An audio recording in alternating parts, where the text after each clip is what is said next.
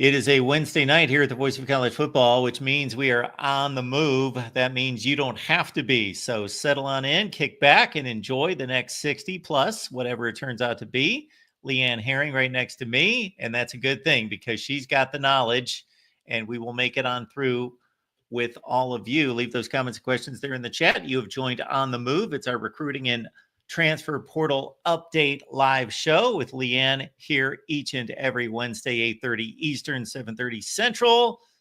Leanne, how you doing tonight? Doing good. Trying to take a breath because it has been a heck of a 24 hours on the recruiting trail. Of course, we know yesterday on our quick segment, our quick hit of the recruiting coup, we know that now Jackson Cantwell has found a home mark over in South Florida.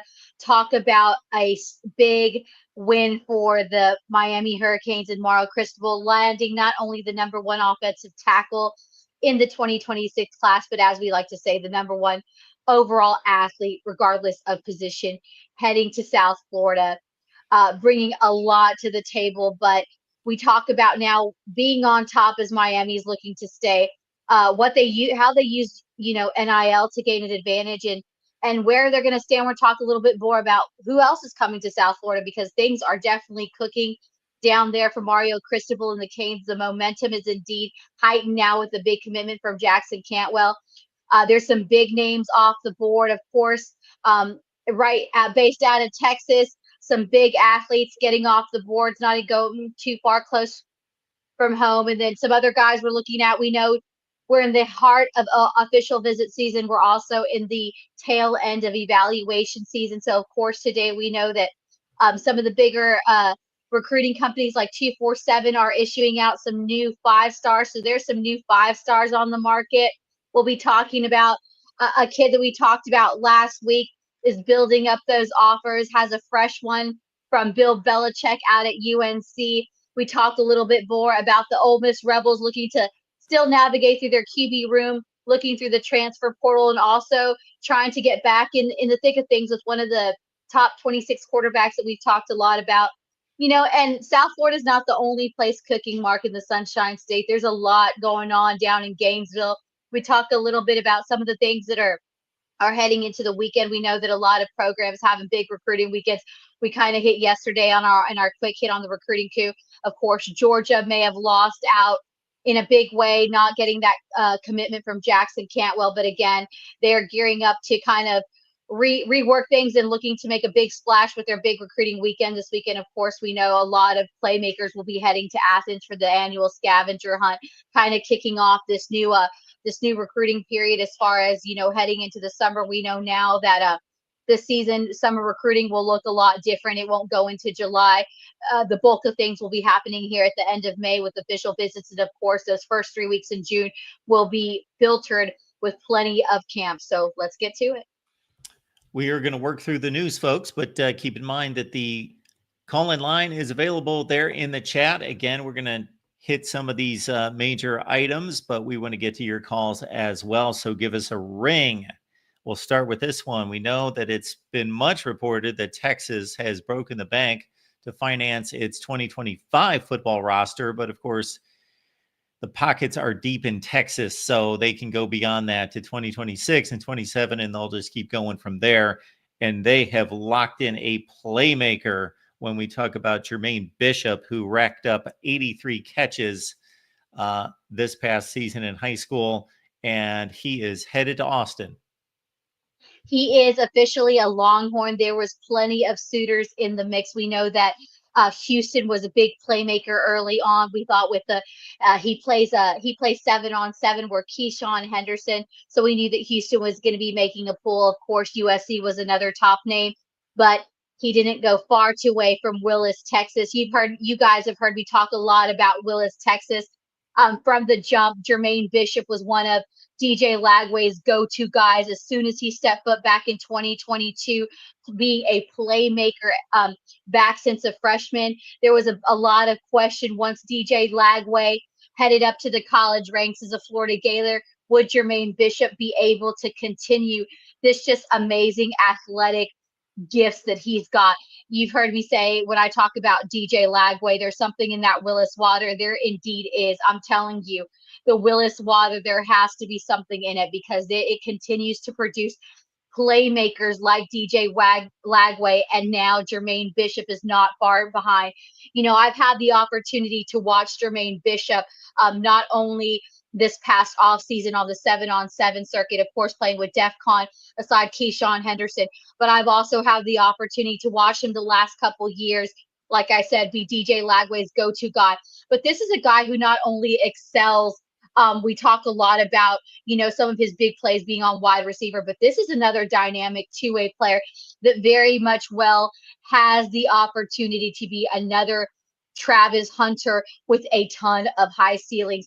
He just, like I said, when he takes the field, it's been really interesting to see him on the 7-on-7 circuit. He's another reason why my oldest son was keeping up with OT7 because Jermaine Bishop would come with I think the last costume I saw him was a Batman.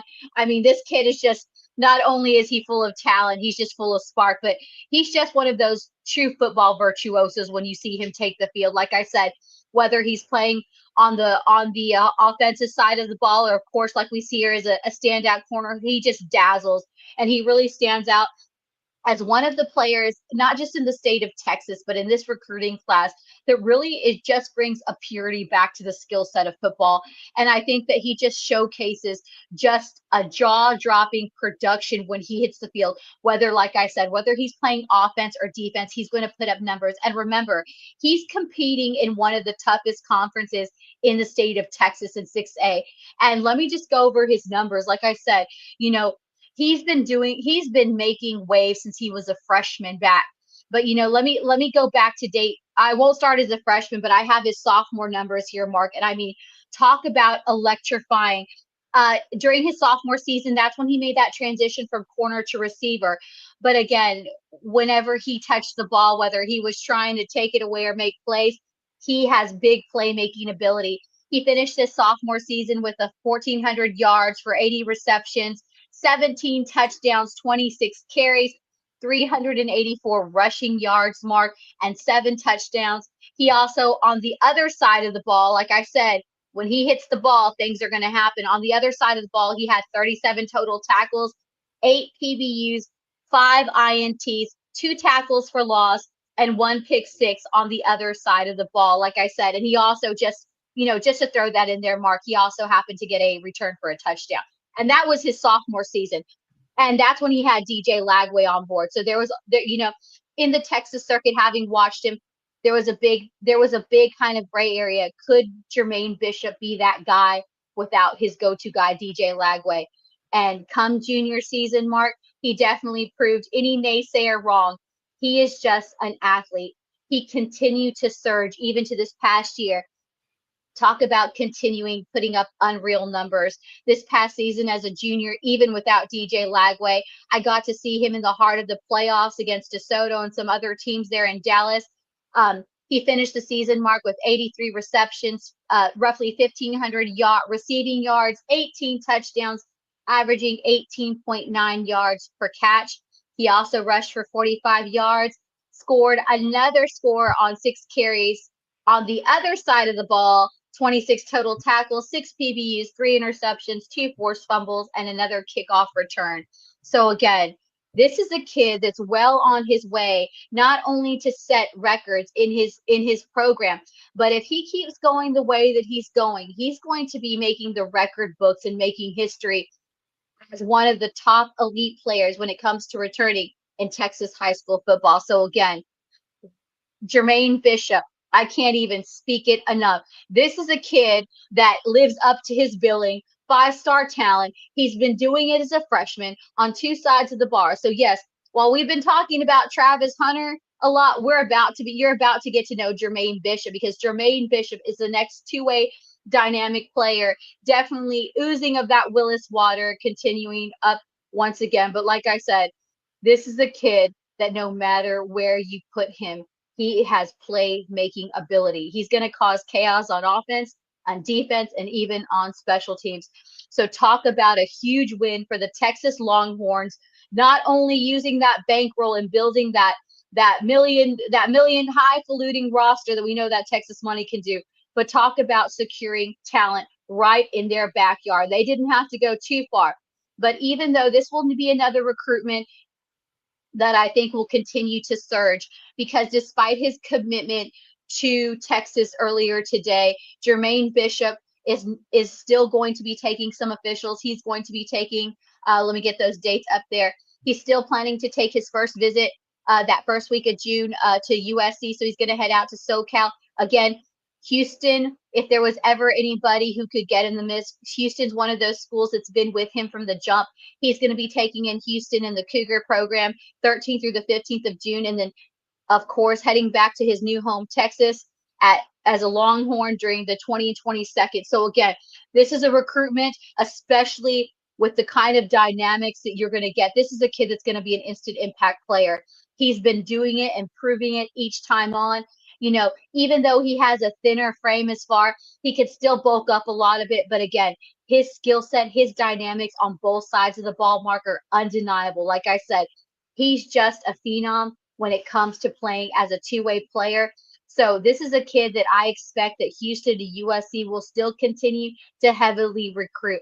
So I do not think that this recruitment's over. But for right now, he's locked in down in Austin with Coach Sark and the Texas Longhorns. You are on the move with Leanne and myself. It's a Wednesday night, and this is our permanent home. Wednesdays, 8:30 Eastern, 7:30 Central. We love the chat. We see George. We see a lot of great names and faces here. Tukey G included. Kevin Chafis, good to see you. The Real MVP and others. And Jackson on for the ride as well. And we know that guy that watches us on a regular basis, Michael Campbell, is going to be very interested and very happy about this latest update, which involves a Notre Dame at running back and Jonas Walton, who's coming to South Bend. The luck of the Irish continues to strike when it comes to the running back position. Marcus Freeman has another elite running back heading to this 2026 class down in South Bend. Again, we're talking about them trying to continue to build a step roster, and they definitely landed it early today in running back Jonas Walton. Of course, we know earlier they also landed another elite Texas running back in Javian Osborne. I really like what they're doing down here with this running back room down in South Bend. I mean, talk about a two-punch brewing in South Bend. This marks the 16th commitment for the Irish in this class. As you can see, the number 10 overall running back to come out of Central High School down in Carrollton, Georgia. When you're talking about another strong breeding ground as far as talent, Georgia and especially Carrollton is one of those places. So again, he had a tremendous junior season, rushing for 1,387 yards, Mark, with 14 touchdowns, with just 188 carries. He also had roughly 39 receptions for 646 yards and 4 scores.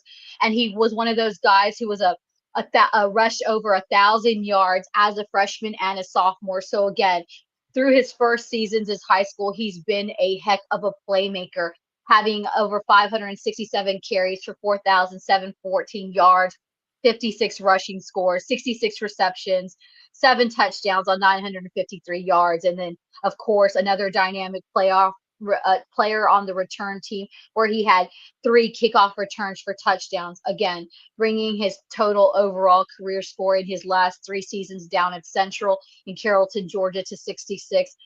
This is a kid, like I said, he oozes production when he hits a thing, and he's another physical, dynamic running back. Had first team offensive honors, was a Max Prep sophomore All-American in 2023, and he was also a Max Prep freshman All-American in 2022. Like I said, this is a kid who it just has a dynamic punch, and he also is a star on track and field as a runner-up in the Georgia 4A championship in the 100-meter dash. So again, another dynamic running back heading to South Bend.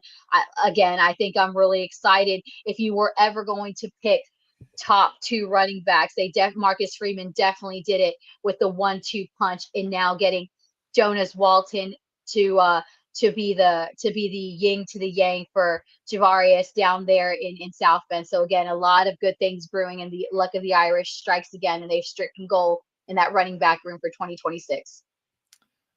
All right, Leanne, of course, with all this huge news all over the map, the biggest of the week has, of course, been concerning Miami and getting the command out of offensive tackle Jackson Cantrell. So we just came from the Miami show, and I got to tell you, those Miami fans are hyped. They are ready to roll, and they are emotional about this to the extent that Cam Underwood and I from State of the U, we've been doing, let's see, we're on show number 426.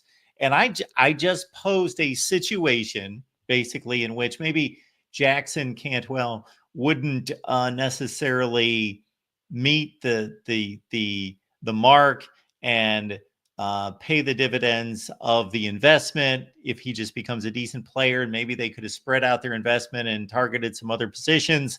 And wow, I was basically, my opinion was called asinine, that Jackson Cantrell is a no miss, zero miss, can't miss offensive tackle on the left side, and will start immediately as a freshman at Miami. But of course, he is the guy and has been across the board the number one rated player in the country. I think he still holds that across the board on the 247 Sports Composite, although they've dropped him somewhat in their rankings for whatever reason to a top 10 player. But yeah, he has been the target, and Miami got him. We talked about it. We broke it down. You guys can tune over into the Miami show if you missed that to get the breakdown. So I'm not going to waste too much time on what we see. It's always a question, and that's the question we talk about, especially we talk portal time and everything. When you get elite talent like Hanwell, is he going to translate? Having watched him, having seen him, am I certain that he's going to translate from the jump? I believe that he will translate and be an instant impact player, but I still think he will have growing pains like any new freshman rookie talent, adapting and adjusting. I think Miami's putting in a good investment here. But I think really what I wanted to talk about it in regards to Miami is, this is a one of the few recruitments as far as a 5-star where I believe that NIL was transparent. There was no question that the Cantwell party and camp was no secret what kind of money they were looking for. Now, was it the sole factor in this decision? No, but it did play a big factor. NIL moved mountains in this one, like I jokingly said, but it really, I mean, when you're talking to other fellow national media, talking to sources and everything, we all said it. Don't call him unless you are willing to put $2 million on the table. And Miami very well, didn't flinch. They didn't falter. And Miami showed here that they had enough investment to overthrow a top tier team. We know Ohio State and Georgia have plenty of money, but like you just mentioned, it's how you're going to have to allocate, because at every year, every recruiting season, every recruiting cycle, every team's got, even though you have the money, you got to fill different voids and fill different needs. And I think Miami, what I've been really interested to see is they really proved yesterday, not only did NIL prevail in this one, but they also were able to go from a lower tier team and overthrow two traditional powerhouses. I mean, you got Ohio State there with a tradition of excellence coming off a natty. You got Georgia there with plenty of natty, with plenty of tradition, but yet at the end of the day, Miami was able to use and swing what they had to their advantage to bring on Jackson Cantwell. And it just kind of is a testament, Mark, to the changing landscape of what recruiting is. If this, like I said, you heard me the day before, I was really set on Georgia. I felt like it checked all the boxes. It was a traditional development, all the things that Cantwell and his camp had been looking for. But at the same time, this is not the recruiting stage we have 5 years ago. I think 5 years ago, even 2 years ago, when we were just in the heart of learning about and navigating through NIL, I think Georgia would have won out of this one. But Miami is also, I believe, taking a chance, unlike Ohio State and Georgia and some other powerhouses, is they got nothing to lose. Mario Cristobal's got nothing to lose. And I think here, what they're also willingness to do is they're taking a chance investing in high school talent. And I think that is saying a lot to what Miami and the vision is for the future. And I think a lot of young guys that are elite like Jackson are using places like Miami and using other places that are non-traditional powerhouses to get the opportunity, not just to be able to be high on that NIL paycheck, but also to develop, but most of all, have the most opportunity to be an instant impact player. Because kids like Cantwell, we don't know in the day and age if they're going to go the full 3 years, if you're going to get them, if they're going to go to the NFL. So there's just so many revolving doors. So it's really, so Miami really showed, yesterday how they used NIL to their advantage and to their leverage to overtake some Ohio State powerhouses and Georgias of the world, who have a long-standing tradition, who have won natties consistently. Miami hasn't been consistent, but again, it just goes to show the changing landscape of what's flying in recruiting. Absolutely. It was quite the drama and quite the statement made by Jackson Cantwell. And so we know now that the number one left tackle and the number one player in the nation out of Missouri is headed to Miami. And that commitment, I don't believe there's much speculation that that should waver in any way as we head toward December. So, Leanne, did you have anything else on your mind regarding the Miami front and what they might be up to? You did remind me that I went off a little bit on a tangent there, kind of talking to NIL, but now the question is, it's an arms race. At once, like we talked a couple shows ago, Mark, you mentioned about the arms race was getting elite facilities. Now it's getting elite recruiting classes and staying on top. How do you keep this momentum going? And Miami is sure looking to bank. And it's still what's the next move for Miami? So again, a lot of big recruiting still ahead of them, and they are still looking at some players. There's a couple key areas I believe that Mario Cristobal is still looking to hit. Of course, that defensive line, the secondary, and a few other, and at that running back room. But I think overall, the guy, a name that we really should be looking at, that Miami's really looking to, is, like I said, they are wasting no time going for the top guys in this 2026 class. And one guy that I want to watch that I think Miami is really hot on, that we know is high on their board regardless of position, is in that secondary, the number 2 ranked cornerback in Davian and Devon Benjamin. We're hearing that Oregon is really making a big push for them, but Miami is not letting up on this one. And I think that Miami, they've proven and shown that they're willing to go that extra mile, not only in the NIL, but also in the development. And I think that this is going to be an interesting recruiting to watch, how Miami is going to approach it, because again, looking to address that secondary right there out of California, looking to try to pluck him out and bring him out to South Florida. But again, number 2 ranked corner in the country, Davon Benjamin, is definitely on top of that Miami board, and they're going to be going head to head to Oregon. That's a name that I believe that we're going to watch, that recruitment's going to get very tight. Some other guys that I think Miami is going to be looking at to address some needs, we talked a little bit and alluded to it yesterday, is in that running back room, also in that receiver room. They will go head to head to Georgia for coveted running back, number 3 in the country, and Derek Cooper. And also another receiver to look out is the number 5 receiver in the country, and Calvin Russell. I believe that those are the next 2 top guys on that board for Miami, looking to add some depth. That battle for Derek Cooper will go down to the wire. We know that he was one of the names mentioned that was also high up on that Georgia running back room. We know that Miami is still looking to surge in their running back room, and they definitely have the bankroll to prove it. But again, as much as we've talked about the secondary, Mark, as much as we've talked about the receiver rooms getting bulky, I always have to go back. It has been the season of the offensive and defensive linemen. You can't get it done without the big guys up front. And I think another big need that Miami's going to address, and some names to watch out, is that defensive line.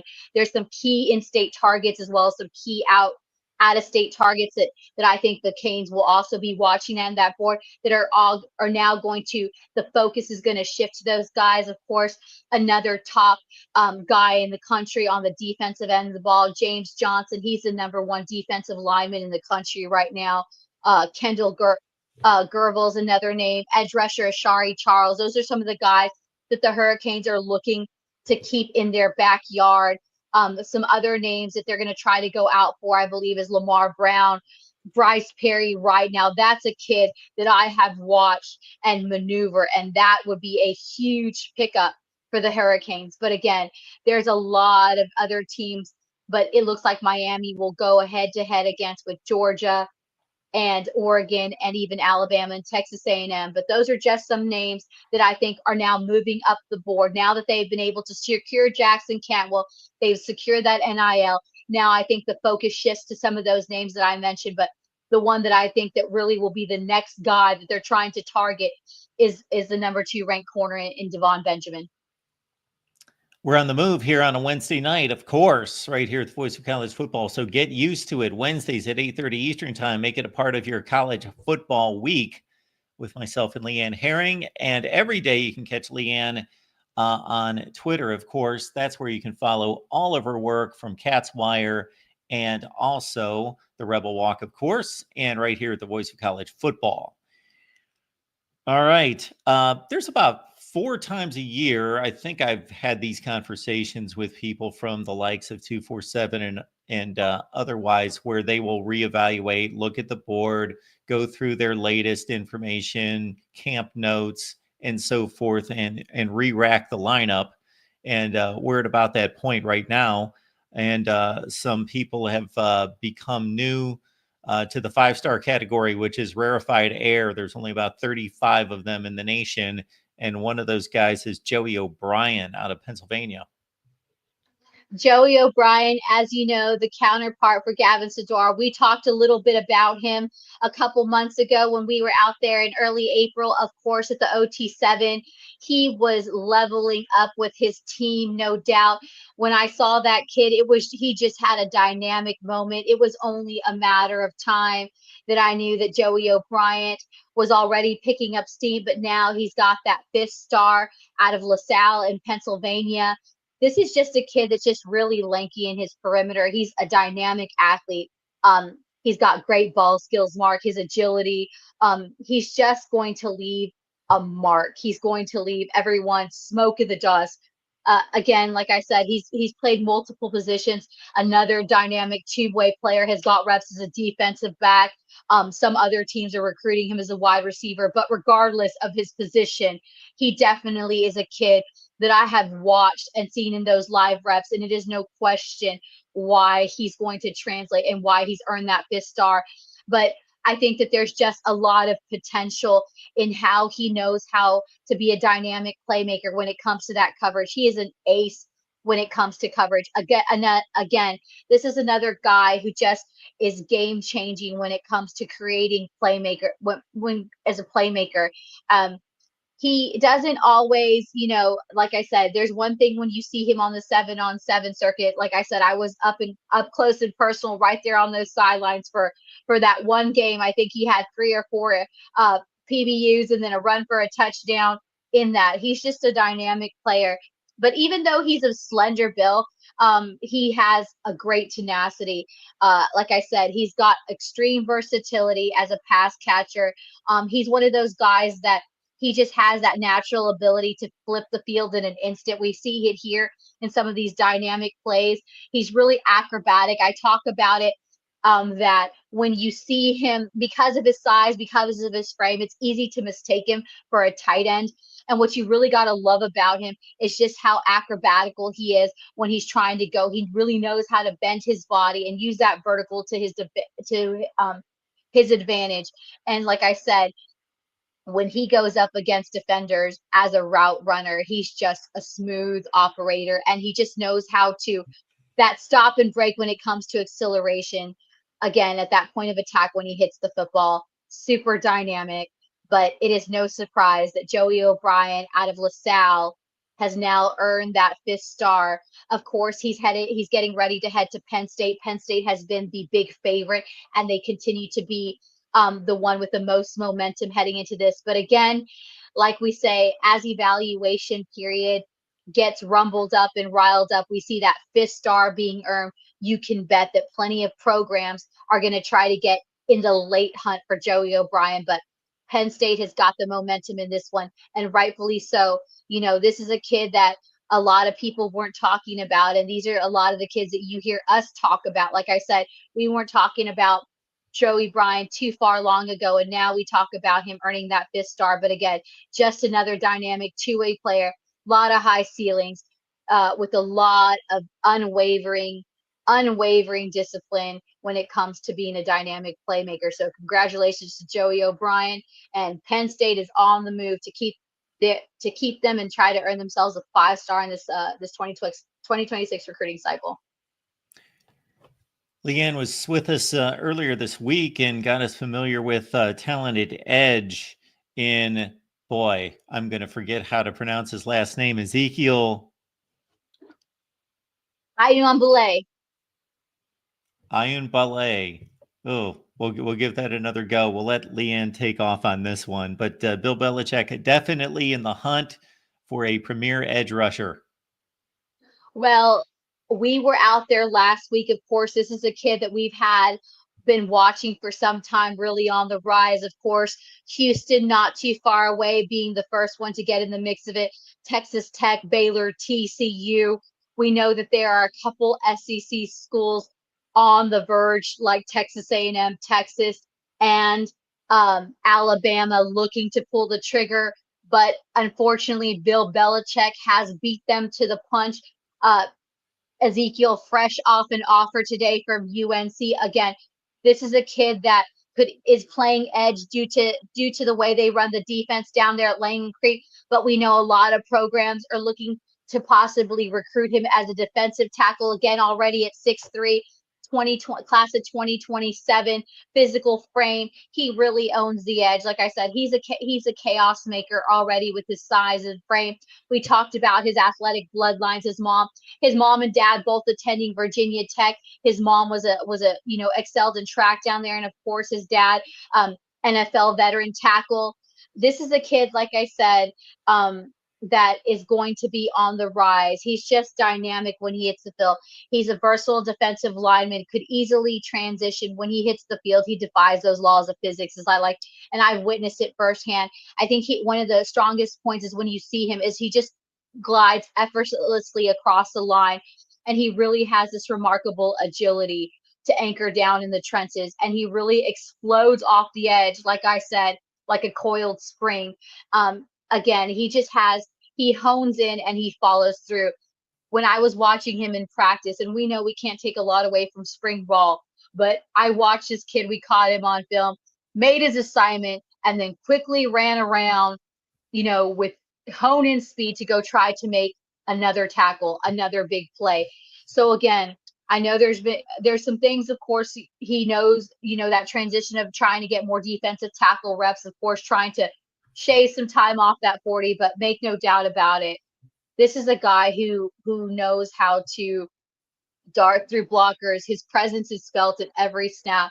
He's just going to wreak havoc on every play. So again, this is a guy who just not only ignites on the field, he ignites and resonates with this team. Like I said, with every tackle, with every sack, he's just got this dynamic skill set. So again, what SEC school I'm waiting to hear is going to pull the trigger? Is it going to be Texas A&M, Texas, Alabama? But for right now, the ACC is looking to get in the hunt for a rising talented edge, Ezekiel Ayunbule out of Langham Creek in Houston, Texas. So Bill Belichick recognizes that talent before most people do. So we'll see who gets on board. But for now, the ACC joins in the hunt for this talented edge rusher. All right, folks, it's time for you to pull the trigger on your most recent home for your college football coverage. The voice of college football, not just on digital, not just on audio, which we just introduced here a few months ago, but vocfb.com. And you can catch articles from Matt Zemek, Leanne, the rest of the staff here at the Voice of College Football. So check it out, vocfb.com. Check out those forums where you can mix it up and trash talk with your own fans and rival fans as well at vocfb.com. Give it a look. All right. So much hype and attention around South Florida and Miami and what they're doing and what they will continue to do. But Florida not giving up any territory in the northern part of the state, and they're definitely making some moves on the defensive front in particular. As the dominoes fall, we've talked a lot about the offensive linemen in this recruiting cycle, but again, many teams looking to just address the needs in the trenches, and Florida is really looking to get some big gains down in Gainesville. These are a couple of defensive linemen that we've talked a little bit about. One in particular we've had on the show early on that plenty of schools were looking at, but both these defensive linemen have trimmed down their list and are looking to make a home. But from what we're hearing, Mark, these are two key defensive linemen that Florida we really feel has a really strong showing for us. Of course, we got the first guy in there, a four-star defensive lineman, Baldwin Stone. We know that Coach Napier has done a heck of a job really showcasing and making him a priority. And Stone has been there several times. We always say, aside from the other factors, one thing that you really want to look at when you're seeing that recruits are honing in is those visits. And Stone has basically made Gainesville his home away from home. And we're hearing he feels really comfortable there. Of course, we know that some Florida Gators that are on the roster right now share representation with Stone. So those relationships always matter. But the biggest thing we hear, he feels at home. He feels like, the surge again that Florida is kind of having, that revival, that remake, that he could very well play a huge part in that. So that's a name that definitely the Florida Gators are looking to hone in on as a priority target. Another defensive lineman, and some of the schools that are looking at Stone that we're hearing: Auburn, Georgia, Nebraska, Oklahoma. From what we're hearing, while all those schools are very much in the mix, watch out for Nebraska and Oklahoma, really looking to rebuild their defensive lines. But right now, from what we're hearing, we know that Florida is really making Stone a top priority. Again, he's headed back down there for an official visit on June 13th. But this is a kid who's taken plenty of visits down to Gainesville, has relationships not only with the staff, but with other Florida Gators in there. And again, he sees himself the research and the development. So Florida right now checking all those boxes for Stone. But another top guy that we talked about that's not too far away from Gainesville, that we knew that everybody was going to be jumping for, who we've had on the show, is four-star defensive lineman Preston PJ Carey, of course, IMG. We of course he was an East Coast product, eventually making the way to IMG. But man, when you see this kid we've talked about and we've had him on the show, Ole Miss was one of those that was looking to get in the hunt. He's trimmed down his list, but we're hearing from his camp and from him that the Florida Gators right now, Mark, are really positioning themselves in a strong setting to get this top elite talent right there. Compositely the number 34 defensive lineman in the country, and the number 45th player to come out of Florida. Another physical guy. This is another intelligent recruit looking to take his time. But again, he's trimmed down his list. But this is another name to watch very closely in the recruitment of, I think that these are probably the top two defensive guys on that Florida board. But despite both these trimming down their list and still plenty of suitors in the mix, Florida has set itself in a good position, from what we're hearing, to land possibly not one, but two blue chip linemen to add to that defensive front down in Gainesville. Absolutely. And once again, Leanne and I get together every Wednesday night with you, 8:30 Eastern, 7:30 Central, on the move. This is our time. This is our night. So we open up the phone lines, and we've got a call coming in from Daryl MVP. Daryl, hello, how are you two doing this evening? We're doing well. Good.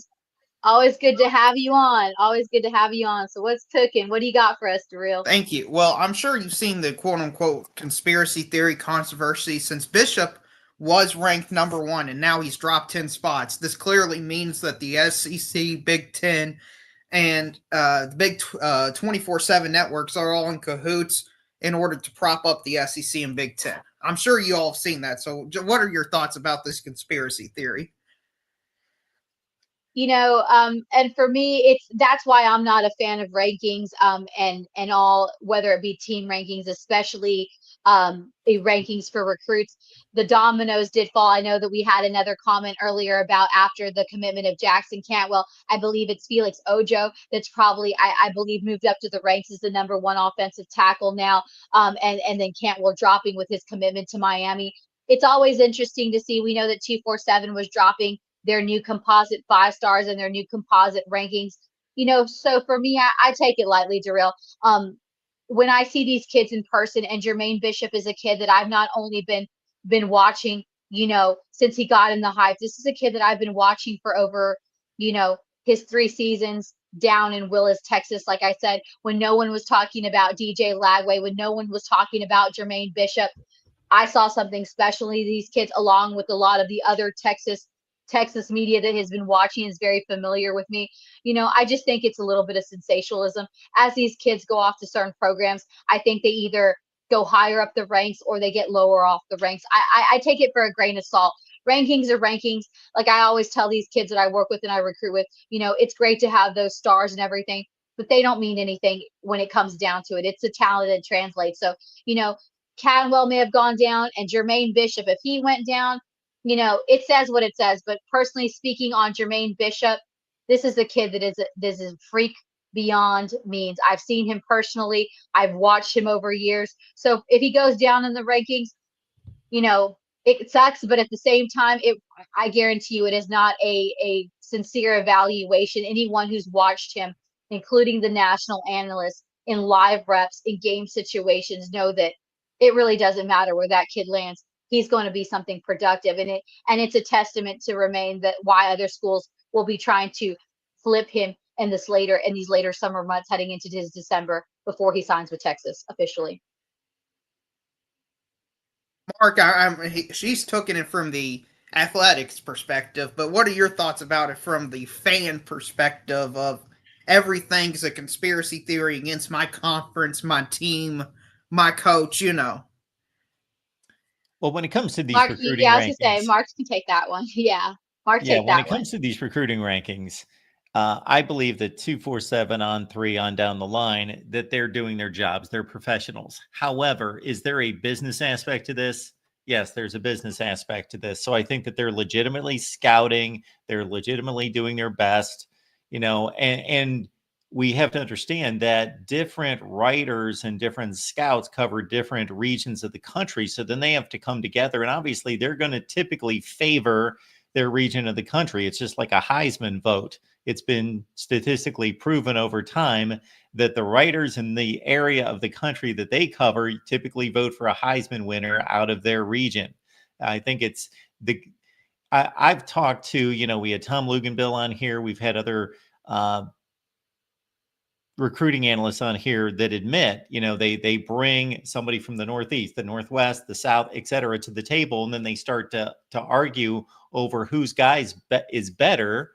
And, they wage war on that. And I think that that's all legitimate, healthy discussion. But these outfits also know what fan base has moved the needle. They do know what players, if they're off the board, are going to move the needle. If the #1 player in the country is off the board, as opposed to the #1 player deep in the recruiting process is still on the board and is between 4 and 5 schools, that's going to help business. So there is a business factor to it.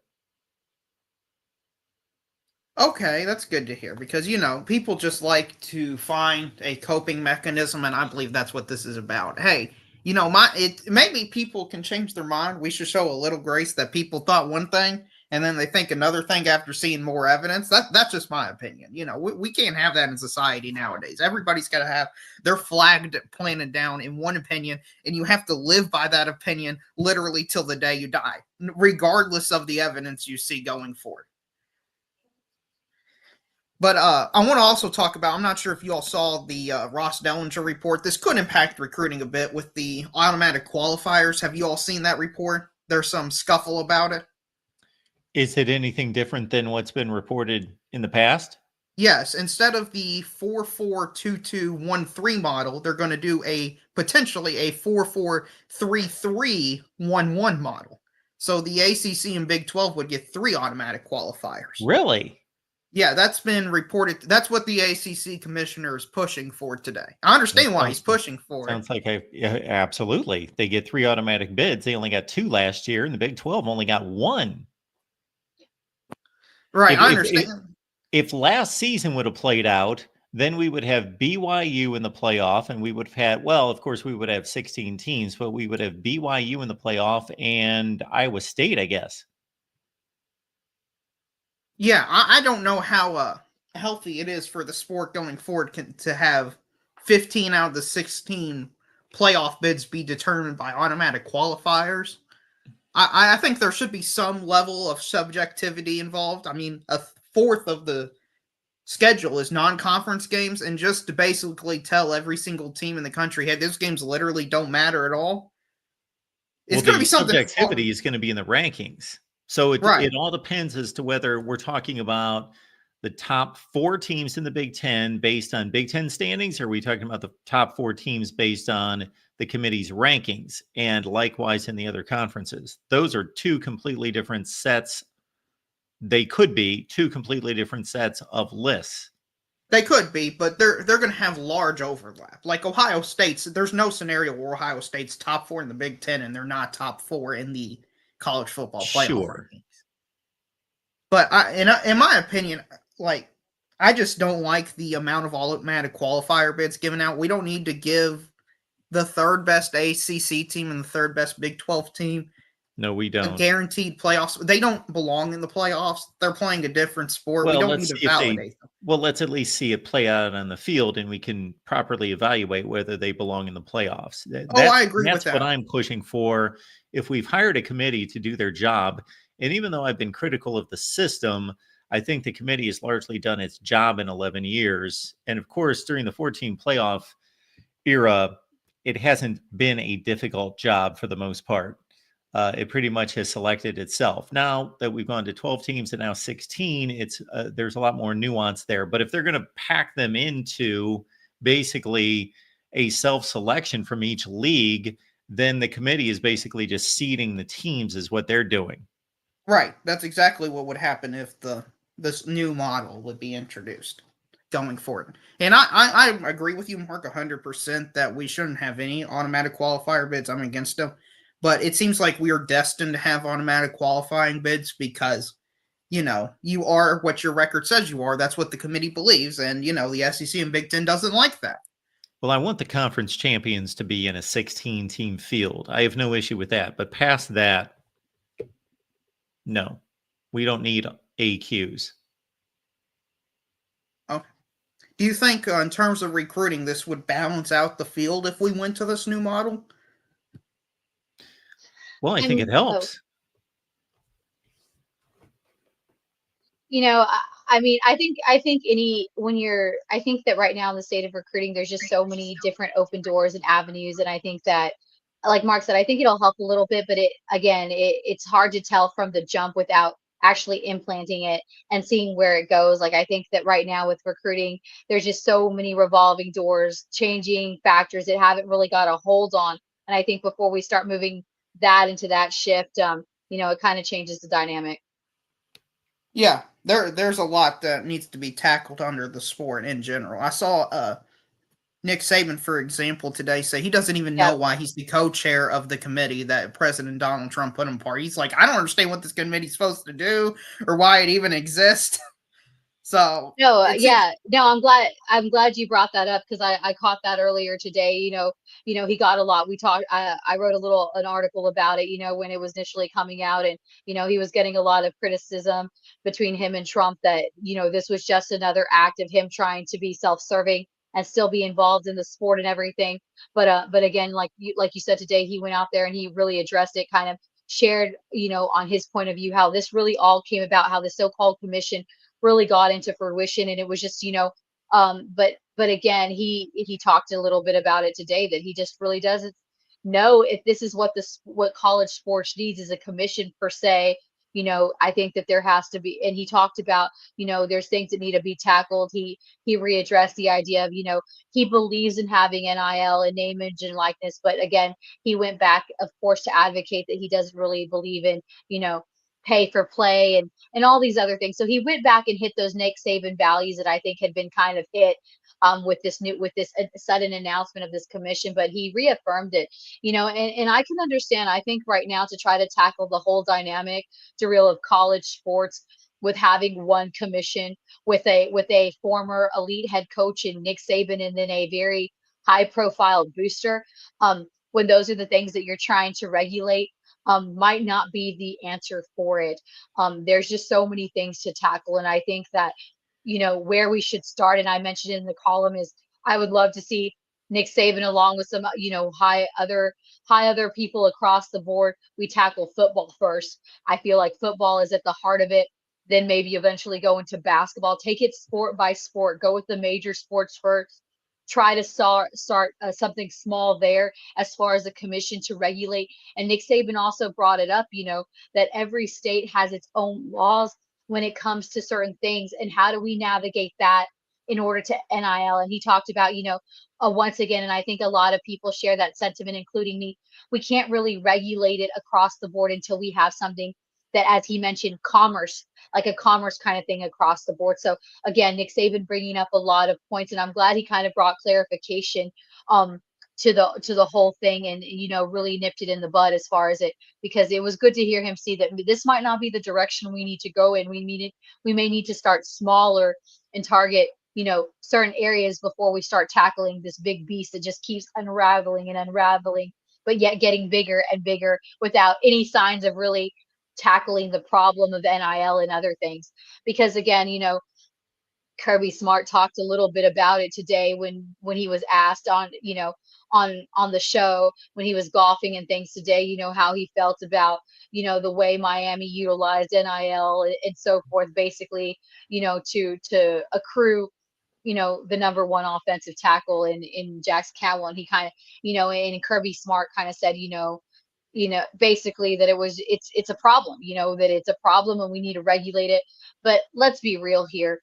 Had it been Georgia that secured him, he would not be saying that, NIL was a disadvantage. So again, when it doesn't work out for some people, they're going to be a little bit hurt about it and all these kind of things. But again, going back to that, there's a lot of regulation that has to be done. But I think that we have to do it in small components, trying to tackle everything that's going on in college football and college sports and in recruiting especially. It's never going to get done because there's just too much going on at the moment. I think what has to be addressed first is, what is the problem? I think that your average college football fan is uncomfortable with the salaries or the NIL benefits. I shouldn't call them salaries.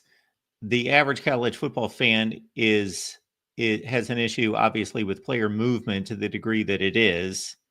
And I think that's basically where we stand. Now, it's one thing to be irritated and annoyed at something. It's another thing to deem that illegal or unconstitutional. And I don't think that's the case.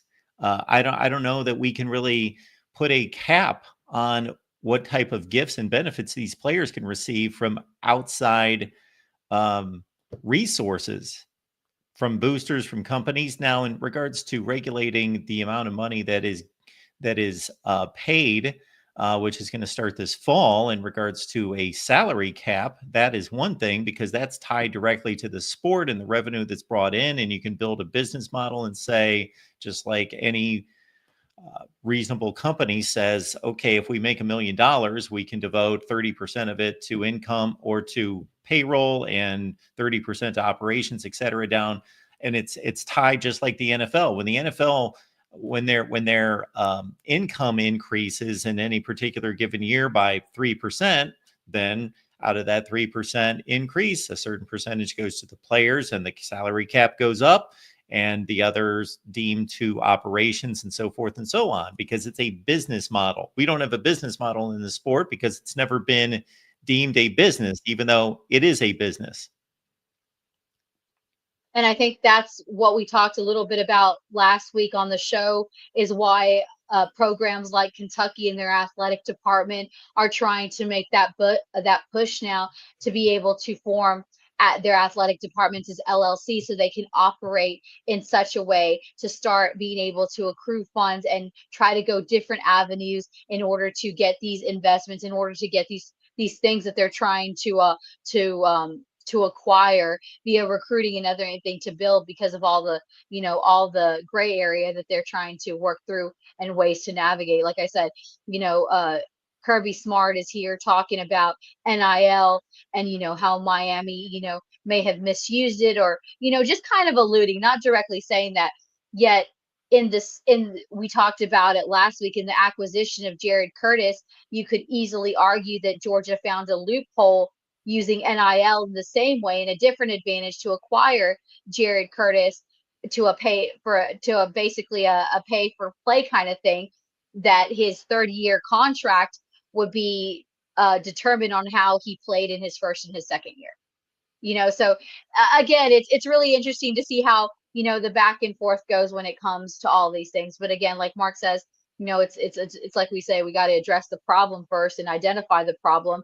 And I think now we really have to accept that football is transitioning to a business model, and we're going to see more of it turn not only to a business model, but to operate like the NFL does. Look, I just want some direction going forward.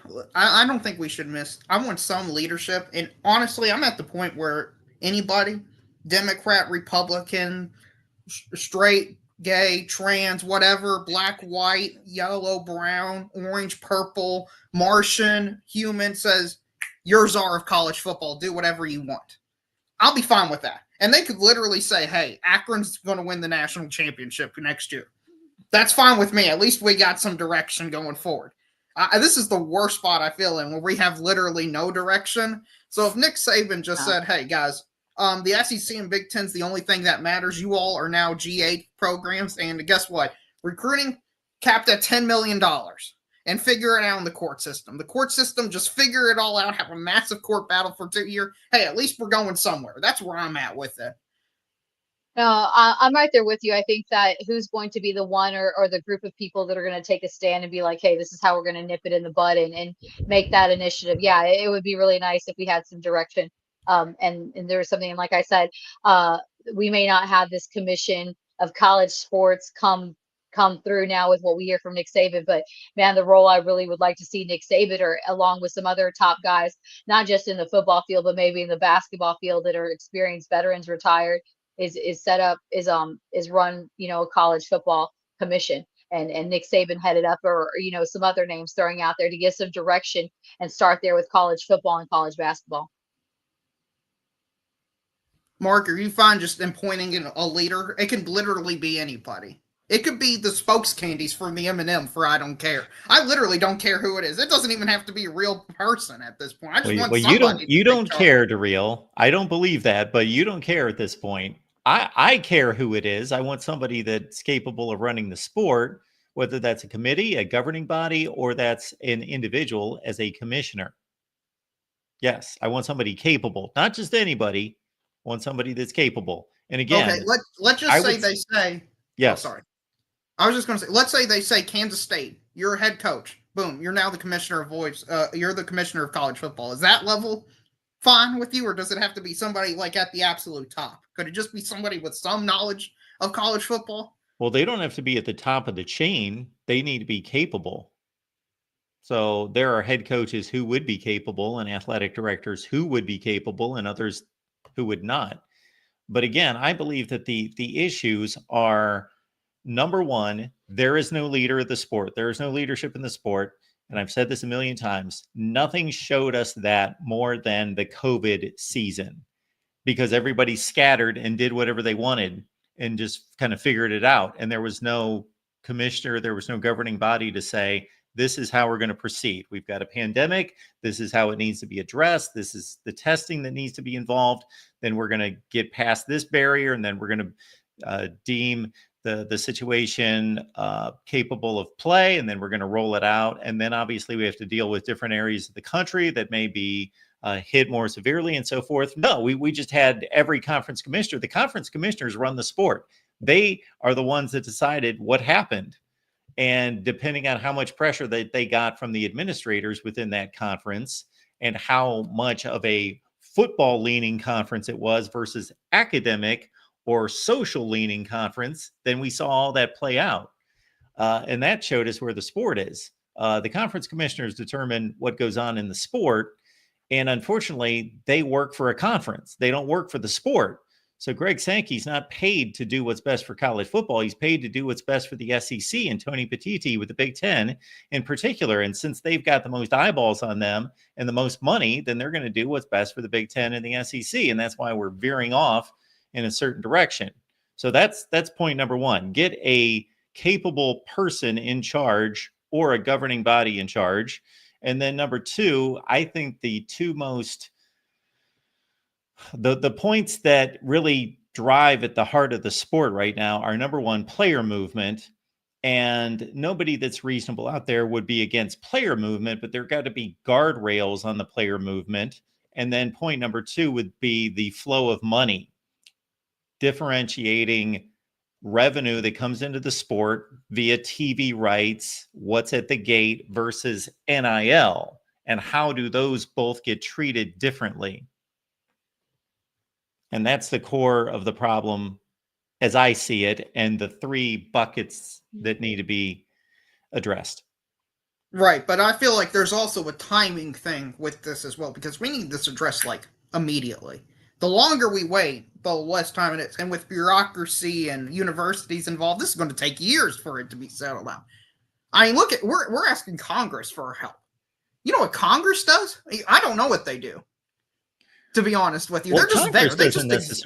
Congress doesn't necessarily need to be involved, or the president, but somebody that knows the law needs to be involved. And the big stumbling block is everything that Leanne just pointed out, and that Nick Saban talked about, is that you've got federal laws, but then you've got all these state laws that are so significantly different that it makes it so difficult for that to be managed. I think that's going to be the most complicated portion of all of this. Or probably should be. And that's why I was saying you're going to need Congress involved to kind of rein in and have one unified vision. Because if you have a bunch of different state laws in there that have conflicting things, you can't really manage the sport. Well, it's not unlike other sports. If a player leaves Buffalo and then goes to play in Los Angeles, then, you know, his income is treated differently. Right, but the difference is in some states the universities are allowed to pay. So it'd be like having a team, and the Buffalo Bills are allowed to pay Josh Allen $200 million, where the Los Angeles Rams are only allowed to pay him $150 million. The actual structure is different. I understand what you're saying. Yeah, I thought Leanne was going to say something. Well, it triggered something because I was thinking about it, for example, like in the state of Mississippi, you know, the way that the state pays, you know, employees at the state. And there's always that question, you know, when Lane Kiffin was getting his contract extension, that for the state of Mississippi, you can only allow a contract to be signed for X amount of terms before there's an extension. So, you know, and those are like, and again, those are another state rules. And like Mark was alluding to, like you've alluded, that's one of the biggest things. I don't think it would be as difficult to try to get a universal system across, just similar to what, like Mark says, when a player, you know, is playing in Buffalo that gets traded to LA and all those kind of things. But I think where we get into a little bit of that crazy area as far as legalities is, you know, those state laws when you're talking about where we differentiate how we're paying players, where we're acquiring money and funds, contracts, because I think eventually at some point, in order to regulate, we're going to have that pay for play, or we're going to have to put players under extension, you know, contracts, and then we're going to have to talk about extensions for keeping players in order to control that player movement that has become such an issue. Because I think the only way to control player movement and regulation is also having to, you know, tie players down for X amount. Or then we get into the thing about talking about buyouts. You know, the UCLA is battling right now, you know, trying, you know, we know that Arkansas is trying to battle, you know, to recover that NIL left, you know, that they feel that they're entitled to due to the contracts and the legality. So I think that there's just so many so many ins and downs, but to try, I think where we start is like, again, is trying to identify, how we can make, some kind of universal thing. But I think where it gets really kind of, where it gets tricky is, you have all the state laws and everything when it comes to, as far as the business end of things, as far as players being treated as employees. The biggest, well, I don't know if it's the biggest issue. One of the main components in this for me is that we're operating a business within a structure that's an amateur sport and it's academic oriented. So that's the way the sport grew up. It grew up within a structure as just an academic led sport, series of sports, and amateur play, and all of those rules were in play. And then it became a business within that, and it became a huge business within that, and it continued to be operated by the NCAAs as an amateur sport. But I don't know how you can get around it being a job at this point.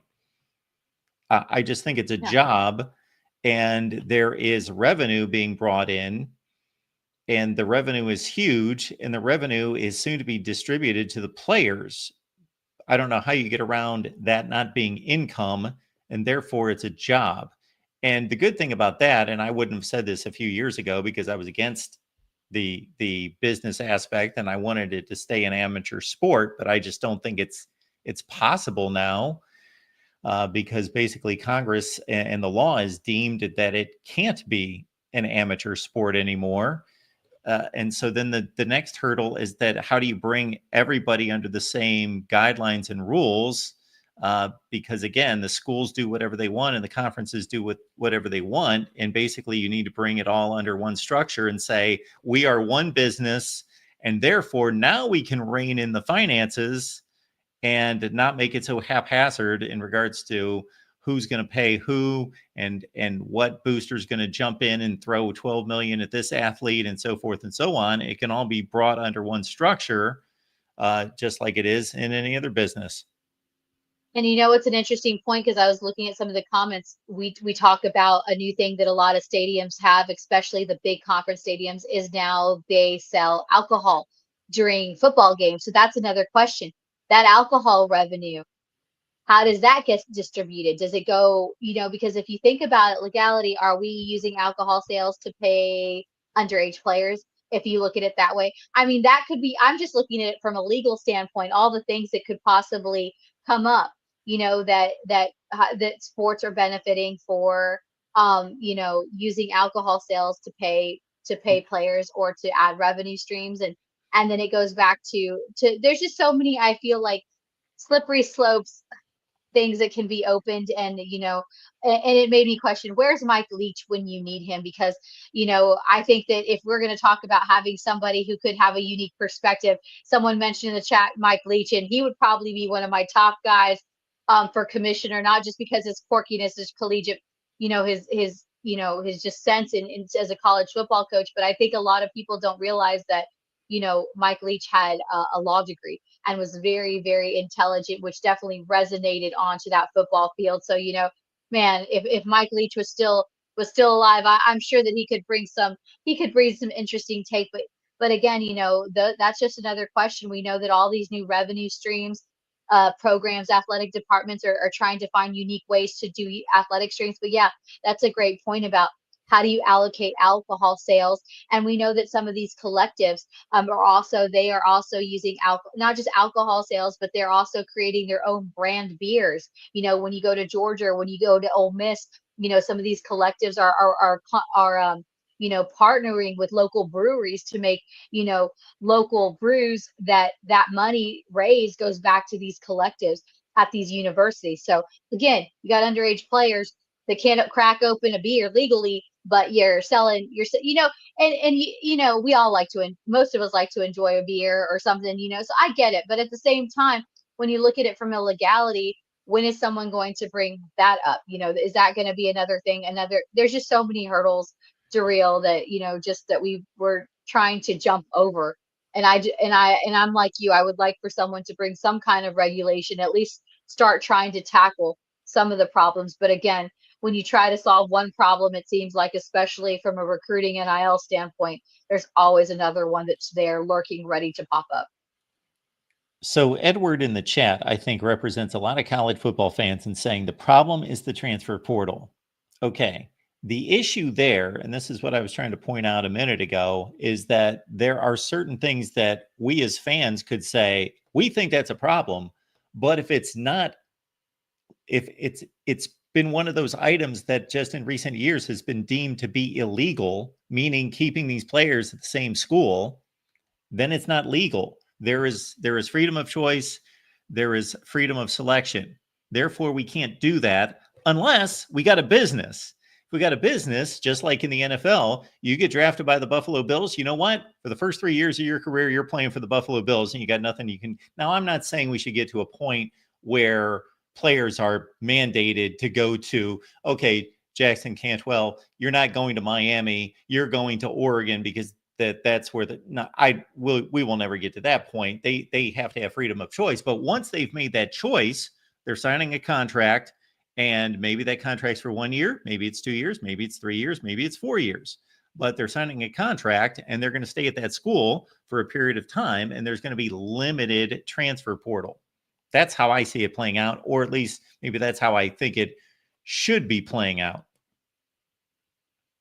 I think the biggest frustration, I think the biggest frustration, just, to your point, is as far as people with the transfer portal. I know from a high school recruiting perspective that, a lot of high school recruits feel that it's kind of made their job as recruits a lot tougher, because and I hear it too, coaches, when we're looking for talent, it's always, let's go to the portal, let's go there first because you have that experience, you have that maturity, even if it's getting those kids from that SCS level versus, going to spend a ton of money, but there's a lot of high value, high players in the transfer portal. But I think it goes back to, that whole frustration where we've seen it a lot this season where kids off the portal, they transfer from one school, they're not even there for maybe a few weeks. Maybe they make it through spring and they're off to another.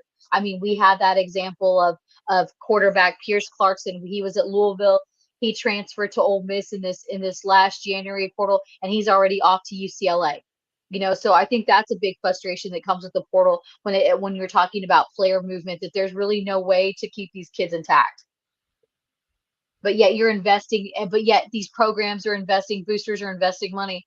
And so, they stay for a while and then they walk away. Some walk away with a good hefty NIL, contracts, and some don't. So it's just really interesting. Again, it's a lot to tackle on in a daily. Yeah, I know. It feels like we need to find a happy medium. Like, I thought the NCAA had way too much power, and now it's completely flipped to where the players have way too much power. Same thing happened with the NBA, which is an actual business. The organization had all the power, and now players are moving left, right, and center, even the big star players, and it's like your average college football fan probably doesn't even follow recruiting anymore because their attitude's like, why should I? My player that I like who's 5-star, like, look at us. Goodwin, who was I think he was a defensive end or defensive lineman for Kentucky between us and Michigan State. Next year, boom, he transfers. One of our best players of all time transfers immediately the next season. It's like, well, what was the point of waiting, spending all this time hyping it up, trying to get him here? He's just going to leave the next season. And, for Ohio State, Alabama, Clemson, LSU, all these schools that are in the top 1%, they have an embarrassment of riches. But for us plebs down here, they just transfer to a better school, and we're just basically a feeder institution. Yeah, and something I know that between the SEC, obviously, when you're an SEC transfer, you can't transfer to another SEC program, and then you also have to sit out. But similar to what they do, and that's something maybe we have to look closer on. I know that in Texas high school football in particular, when a kid transfers in, they cannot be on varsity. They have to sit out. So there's some of these top players that I recruit that are having to sit out and play sub varsity and get reps because that's just the law here in Texas as a high school recruit. So, but I think that's the biggest frustration, like you said, when players can just jump from, I think I was talking about it with Kentucky when you guys had that guy, and I think you guys hit on it yesterday a little bit on the show about, he was committed to Kentucky off the transfer portal and then decided he was going to go, into the draft or something like that. I can't remember the receiver's name offhand, but there's just a lot of situations that we're facing that more and more. And it's just, and again, when I cover basketball too, it's hard to keep up with basketball because, like you mentioned, basketball is a whole other level when it comes to the movement and recruiting and all Oh kinds yeah. of things. That's really, I mean, I think basketball has been able to navigate it because I feel like what we're dealing with in football now has been in the basketball world, kind of under the table for a long time. Oh yeah, and I'll tell you how. From what I understand of what players do to get around it is they'll just say, "Hey, I'm from Texas. I want to go to Ole Miss. I'm going to stop at Kansas State. Kansas State's going to accept me because I'm a 4-star player. I'm legit. I'll be one of their best players. But I'm really dipping Ole Miss. So then they just transfer immediately to Ole Miss in the spring window, and they're like, they get around it because their last school technically wasn't an SEC school, but they never played a single rep at Kansas State or some other Big 12, ACC, Big 10 school.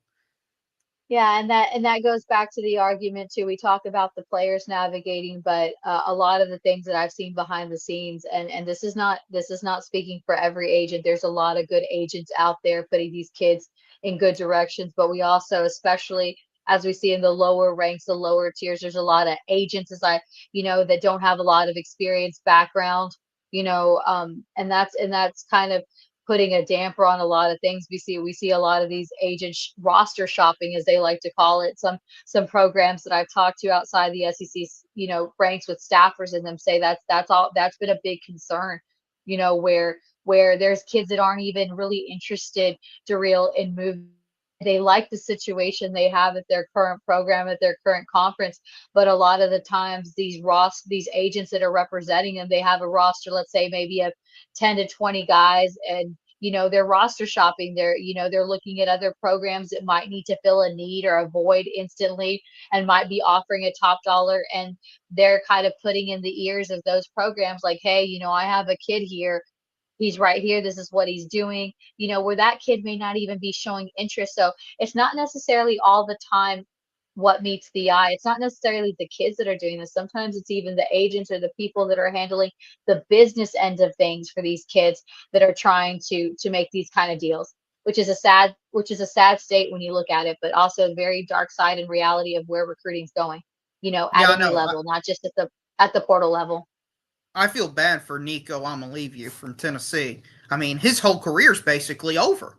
I mean, honestly, him moving to UCLA, I'm worried he may not even get drafted because UCLA is an irrelevant team. They're the second best team in LA, for goodness sake. They're projected to win only 5.5 games.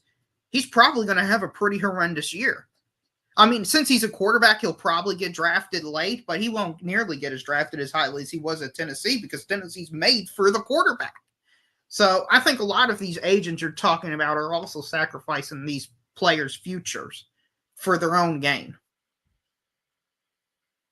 Yeah, I mean, it's not it's a crazy landscape out there. I mean, I've been recruiting for a long time and covering recruiting for a long time, but I would say these last 2 years have definitely just been a huge overhaul. And just with the kids that I deal with at different levels, from no names to 5 stars, coming from big programs, and like I said, now it's trickling down even to the high school thing. So, like Mark said, there's really no amateurism left in football as far as college is concerned. I mean, as much as we say that we want to keep it that way, it's really just not heading. It's heading in a different direction now. Speaking on UCLA and what's going on there with that situation, there, Pierce Clark. Speaking of Pierce Clarkson, I mean, UCLA's got themselves a saturated quarterback room at the moment. But this either could swing one way. The acquisition of the Amlavea family, in Nico and Madden, might not necessarily be the worst thing for UCLA. And I talk about this, Daryl, from a recruiting standpoint, because while it didn't go the way it went at Tennessee, and UCLA is not set up to be that powerhouse, this could also create a lot of recruiting momentum being able to land. And we see UCLA picking up a little bit of steam on the recruiting trail because again, UCLA may not be the ideal landing spot, but why a lot of top tier guys might be interested in a place like UCLA is because these are guys that may not want to stay for 4 years anymore. We got to be the reality. That's the reality we live in. That a lot of these elite kids aren't going to make it through the 3 or 4 years, and some do, just depending on the deal. So if I'm UCLA, I'm using this momentum and building on this momentum and trying to go out there and recruit some kids that maybe I can build a roster on. It may be a one and done roster, but at least it gives the program a little bit momentum. Now, is it going to happen overnight? No, but UCLA could easily surge with this type of momentum in acquiring the Amalavea family. We're already seeing it in that QB room. So it'll be interesting to see the direction it goes in heading to these official visits. But again, UCLA could very well be a hub like some of these other schools that we're seeing, like Syracuse having a surge in recruiting, because top players don't want to go to a saturated place anymore, regardless if it's Alabama or Oregon, because they want to be instant impact players, Darrell. They want to get to a place where they have the opportunity not just to develop, but where they're going to be seen and wait. If not, they're going to move on to the next one. Because at the end of the day, for those kids that have a dream of going to the NFL, or maybe using their current school as a stepping stone to get to their dream school, what do they need? They need live reps, not sitting on the bench, not getting a snap on one play. So places like UCLA, Syracuse, we're going to see a surge in those programs because they have open spots. They need top players now, and they're willing to throw top dollars out, maybe not across the board, but for an elite player. All right, Darrell. Anything else, man? No, I think this was a good talk, and I greatly appreciated the conversation. I just hope somebody gets appointed czar of college football soon. We'll take that hat behind Leon Arrington. I'll take anything at this point. Please, somebody, just give us direction. That's all I'm asking for. We're like those blind mice in Shrek that are just walking around there thinking they're at home, but they're on the record player and they've literally made no progress. That's what I feel like. Good stuff, Darrell. You have a good night, man. Thank you for having me on. Of course. All right. Jackson's stopping by too. Look at this. Jackson, what's up? Not much. How y'all doing tonight? Doing well. Oh man, I think we'll have to create like a support group for Adam, Coach Burtz, and Darrell, because they'll have a great time venting to one another about the state of college football. But yeah, it is a crazy state and a lot of turning, but I'm sure your ears were ringing earlier. I was talking a little bit of Alabama football because it looks like Ty Simpson is heading in that quarterback room like we all had imagined. I'm still secretly cheering for Keelan Russell, trying not to be partial, but I think Alabama fans better watch out, because when Keelan Russell gets his opportunity, things are going to shake up in Tuscaloosa. oh yeah. Well, and y'all heard about the news of Xavier Griffin decommitting from USC. He's got Alabama as one of his options, so that's going to be a win there if we can get him. And we were just talking about Xavier Griffin and USC. I think maybe it was on one of our recruiting groups, or one of the name was, like I said, as the dominoes start to fall, as I like to say, as the visits start to go, official visit season is on hand, Jackson. All the things, everybody is free for all. There's a lot of programs trying to pick and pluck right now. Oh yeah. I mean, we'll wait and see what happens, but it's just if USC's not having a good year in 2025, I would not be surprised there's several more decommits from there. It's like, no, why don't we be tied to that? No. It's like you gotta travel. Yeah, go ahead. It's a, like I like to say, keep it simple. It's a long wait till December. We already see it here, just in the last 24 hours that, plenty big programs, even with big NIL money, are going head to head battling, trying to flip. But again, there's a lot of kids that are, I think, within this next weekend. Don't be surprised if we see a lot of more decommitments across the board. It's just that time, like I said, as kids take official visits, as dominoes and the recruiting thing. I think this, we were talking about it earlier, Jackson. We talked a little bit about it yesterday. Georgia may have missed out on Jackson Cantwell. Oregon may have missed out on Jackson Cantwell, but with this domino falling, such a big piece. Now I think it's really shifted the focus for programs like Georgia and Oregon to settle in a good state. We talked a little bit about the next top 5-star plus Emmanuel Anacho, setting himself up. Of course, we know that he was big on the board for some of these schools. But now I think that this allows Oregon to really shift their focus in trying to land him. And we're hearing a lot of good things. So again, I think in the next 24 hours, especially heading into the weekends, a lot of big recruiting is going, and dominoes are going to fall. And like I said, I expect a lot of decommitments and possibly flips this weekend. Big, there's been a lot of recruiting weekends, but I think this is really the one where that we're ending, kind of coming off spring practice. Coaches already been on the road, a lot of in-home visits being made. So we're going to see where the dynamics are going to shift, especially in the SEC. There's always something brewing. Well, and I will say, like, Jackson Cantwell coming to Miami, that's a huge win for him. But the question is, are we going to continue seeing them blow that one game that they shouldn't lose, which something tells me yes, especially when you got to go to Virginia Tech or you got to go to Yeah. Pitt and when Georgia Tech's back on your schedule. Yeah, we were talking a little bit of what's next for Miami, and Miami's, going for the big guys. They're going for the big guns. Most of the, the guys that I mentioned, Mark, I mean, they were the number 1, number 2, number 3. I don't think there was anybody below the 5. Number 5 overall in this 2026 class. Miami's really taking a risk. They are going all in with a lot of young talent, versus going to the transfer portal. They did make some big acquisitions, but I think Mario Cristobal's vision is trying to look for as basically they got nothing to lose down Miami. If they gotta go anywhere but up. They definitely have that bankroll, and I think that they're trying to get that momentum and really build from a high school recruiting standpoint, trying to get the stars out of this 2026 pool and hoping to keep that momentum and that longevity. But we'll see again. Is it going to work out for them this time, or this young talent going to pan out or translate, or is it going to be a bust? We will see in just a couple weeks. Agreed. Yeah. Leanne, how you feeling about Tennessee, by the way? Well, do you want to hear my impartial or my partial feelings about it? I'm not the biggest fan of Tennessee, but I will give credit where it's due. There's a lot. I think that after everything that happened as far as the quarterback situation, it did put a lot of strain on the program. But I think Tennessee always has a way of rebounding, and I think that's just what they have to do here. And that's exactly what they're doing on the recruiting trail.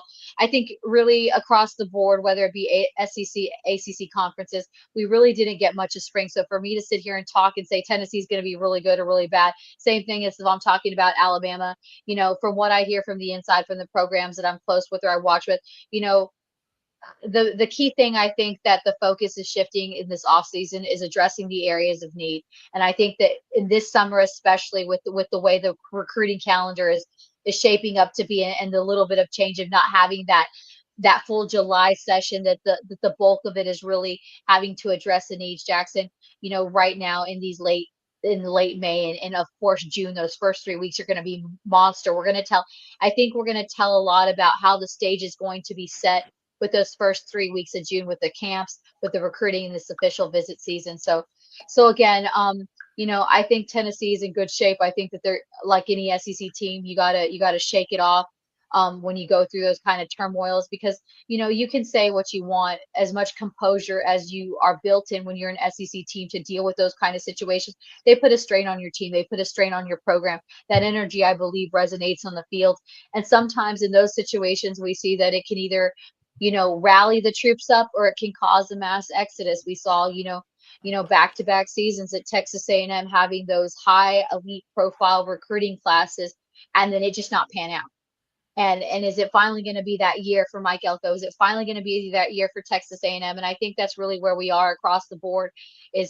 For me, it's when we see, as far as the recruiting standpoint goes, how things settle mid-June. But I think as far as where we see a program is when we hit those first snaps in those first couple of weeks, in those preseason games, as I like to call them, because I think that's the direction we're going to, is preseason games, which I would love to see, in college football. If we're going to kick in that NFL model, I would like to see those first 2 weeks of those non-conference schedules be the opportunity, like we see in the NFL, working those young guys, working those kids, that we don't really know about, see where they stand, and then go from there. But again, I don't believe that we'll really get to know where any team really stands until we see them play a couple of downs of football outside spring ball, or team reps and all that kind of stuff.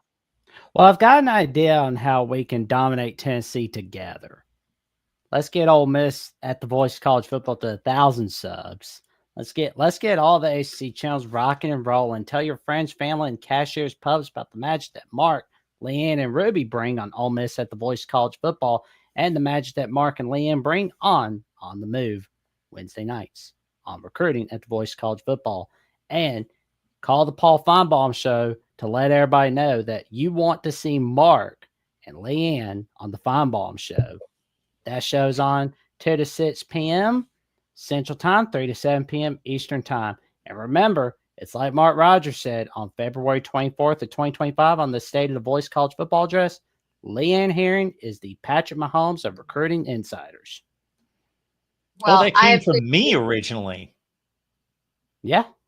Yeah. Okay. Wow. And I remember you said it on the State of the Voice College Football Address, and that is something everybody needs to remember. Okay. Wow. Well, I know Mark is always bragging that I'm quite the closer, but I think Jackson over there, you are quite the closer. And you can close for us anytime on the show. Appreciate that. And of course, if you want all the latest in Alabama football, or you want to get a little bit of college football after dark, check out Jackson and his crew over on the Voice of College Football on the Alabama Crimson Tide, bringing you all the latest and all the greatest down from Tuscaloosa. Roll Tide, roll. Roll Tide, roll. Yeah, because I mean, like, Texas is in the SEC title. Yeah, they were the last SEC team, but we got to show Texas and Oklahoma that we still run the SEC. I still catch myself calling Texas and Oklahoma teams Big 12 teams. Even when I was talking to folks down in Houston the other day, I still haven't made that mental transition of Texas and OU. So I always have to remember when I prep for Texas OU that they are now part of our SEC conference. So I always have to be careful that I don't slip up.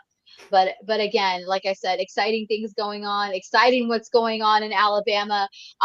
Probably the only time you'll ever see me wear an Alabama jersey is probably a Keelan Russell jersey. But, it's always exciting to see, and it's really great to see. It's really great to see as far as the recruiting. I know that there was always, I know in the SEC, and I don't know how the Alabama fans are, but I know sometimes the Ole Miss fans and some of the other SEC schools, there was always at once this hesitation. We have more than one quarterback, but I feel like now in the direction that we're going, if you don't have more than one quarterback, if you don't have a veteran, if you don't have a young guy, and you don't have some guy from the transfer portal, you are not surviving in the SEC down the long haul. No, you aren't. And everyone, I'll be seeing y'all later. Y'all stay safe, stay cool, stay away from that Bama heat. Good to see you, Jackson. Appreciate it, man. Jackson, you too, Mark, and good to see you too, Leanne. Always. Jackson remains our number one promoter by far. He's the guy. He All has right, we got got a it couple down other. to an art. Yes, he does. We've got a couple other mainstays standing by. So I got to say that from a standpoint of driving the traffic and figuring out what's going on here, I'm a bit mystified that we've got apparently 75 people watching us right now total. But it looks like nobody's watching us on YouTube, according to what YouTube's showing me, although there's like 20 or 25 people like commenting in the chat. So there have to be more than like YouTube's telling us that like 6 people are watching, but there's like 25 people commenting in the chat. So I don't know how that's possible. So anyway, we will go a bit rapid fire on the last couple here. We got George stopping by. George, I hate the abuse that you took during the Miami show. I know you don't give a damn. Hey, do you notice? You notice I ignore them. I don't get involved. I don't respond to their, quirky statements. I just keep talking trash. Screw them. Well, I just pointed out that the one guy called you a dumbass about 42 times, and I was about to call him out. They tried to get my goat. They tried to get my goat, man. I didn't get involved. Dealt with way too much in life to be swayed by a bunch of knuckleheads behind a laptop. I don't screw around with people named Malik Shalik Harama or Muhammad, whatever. I don't know who I'm talking to. They might track me down on the side. I just let that shit go. What's on your mind tonight, George? Well, I would like to do, you can't do this on a calculator. You can't go 8 trillion divided by 90, but you can ask the internet and it'll tell you. This freaking artificial intelligence is something else.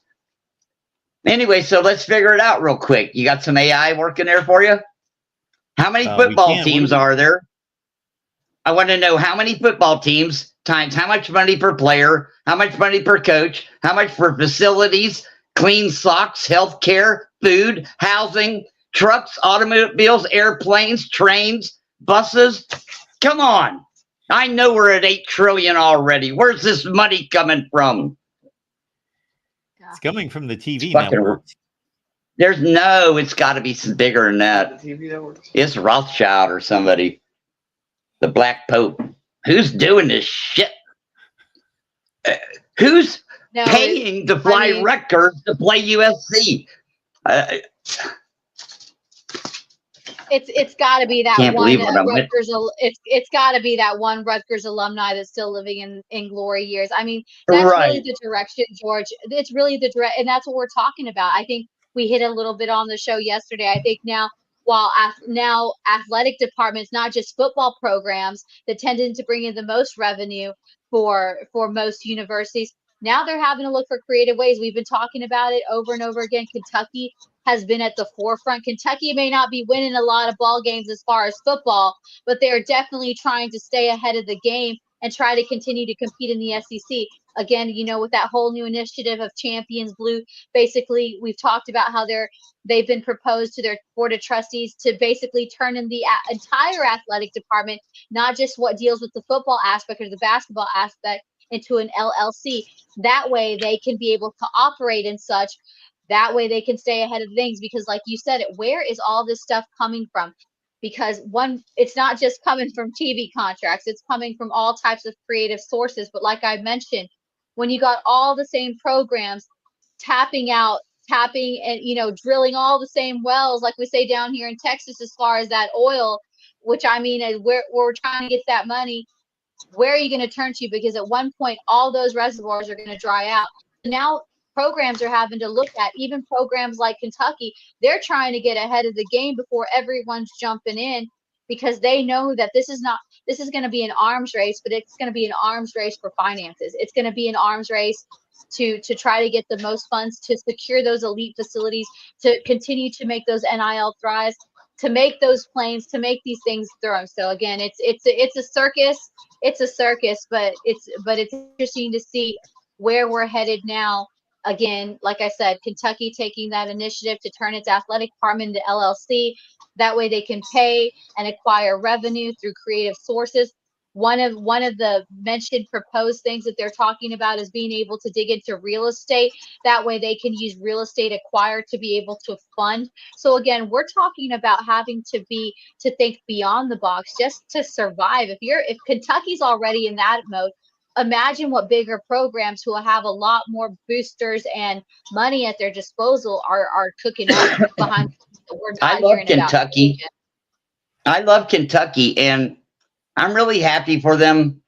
After 35 years, they beat us twice, I think.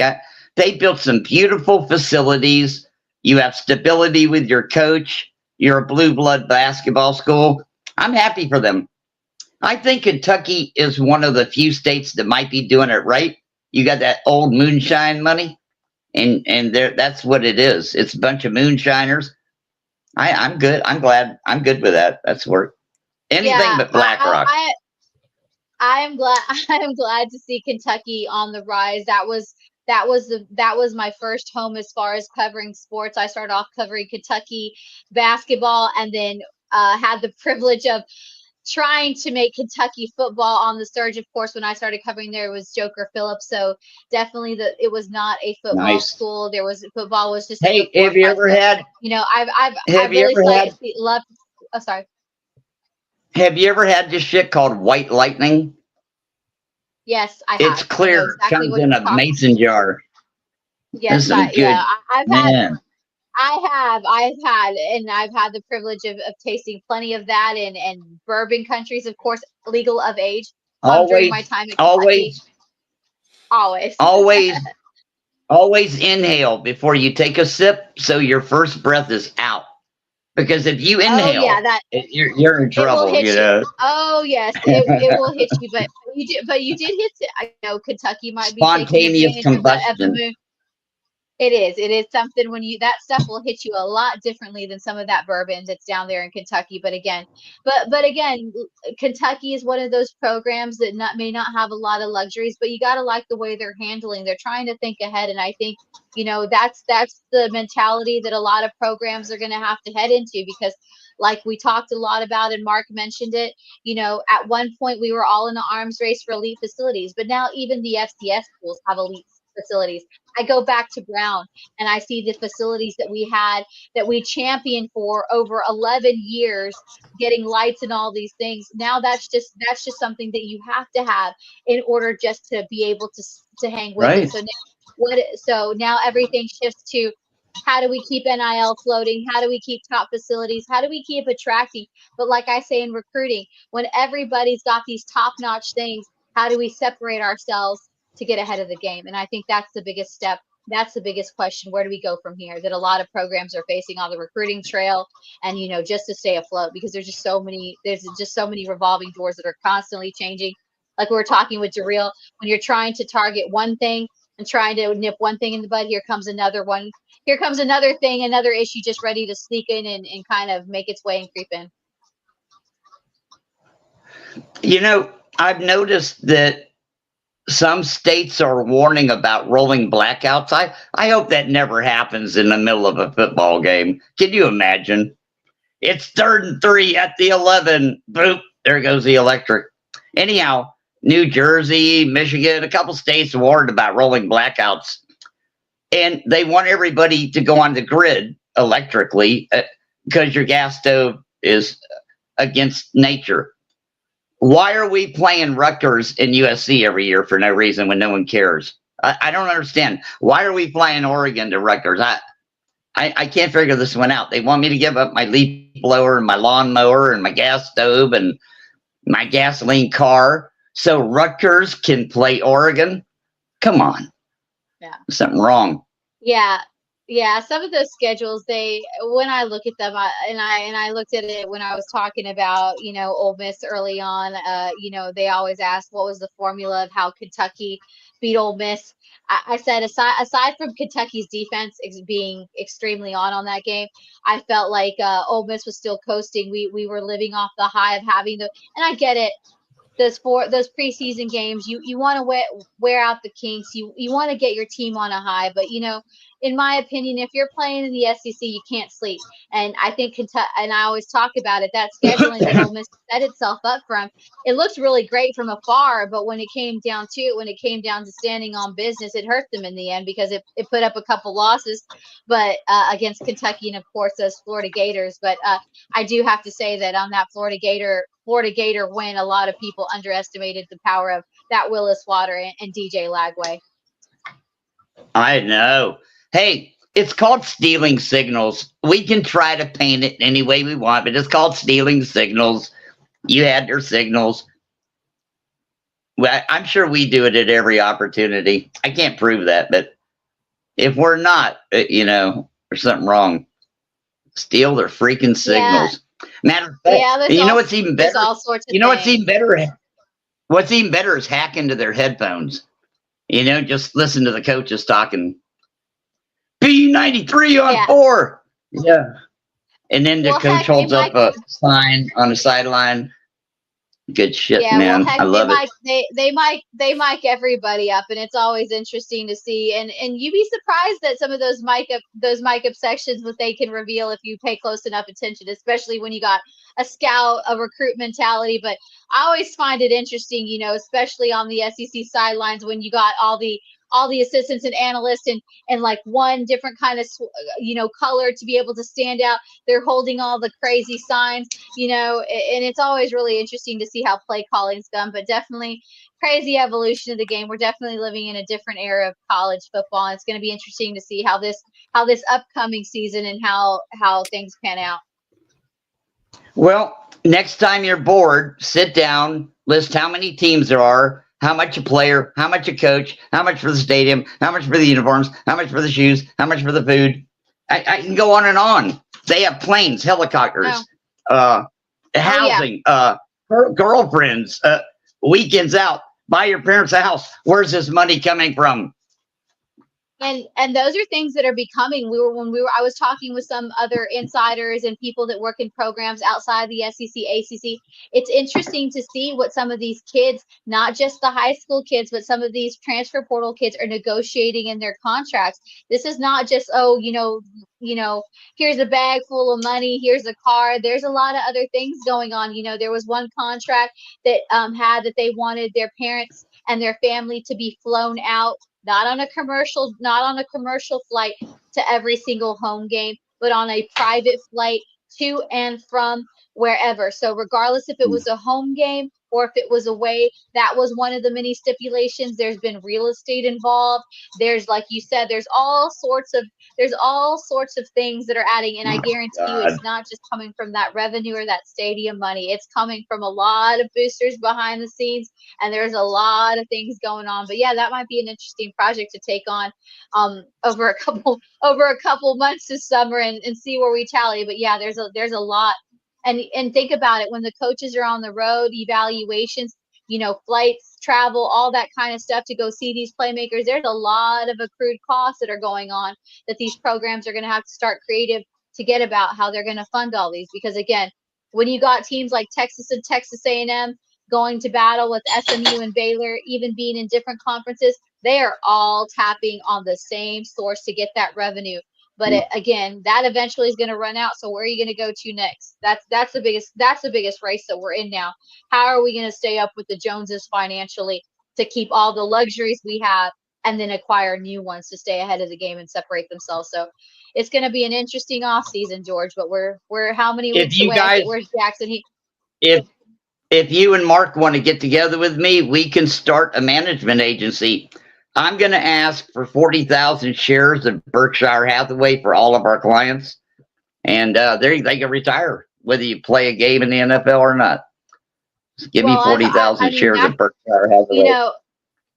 Texas Tech has really, I know there's not a lot going on in Lubbock, and there's a lot of red dirt there if you've ever been to Lubbock, Texas. But man, what Texas Tech is doing as far as their NIL, I mean, they would really been pushing across the board, not just in football, but in college basketball.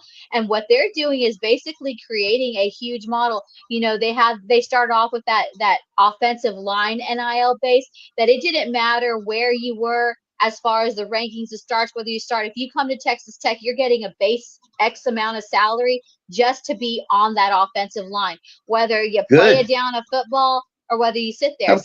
Again, yeah, and those are all popping up now. Everybody wants to be an agent, because when it comes to NIL, it's very different than NFL, where you have to have, at least a legal background. You have to be certified and go through all those things.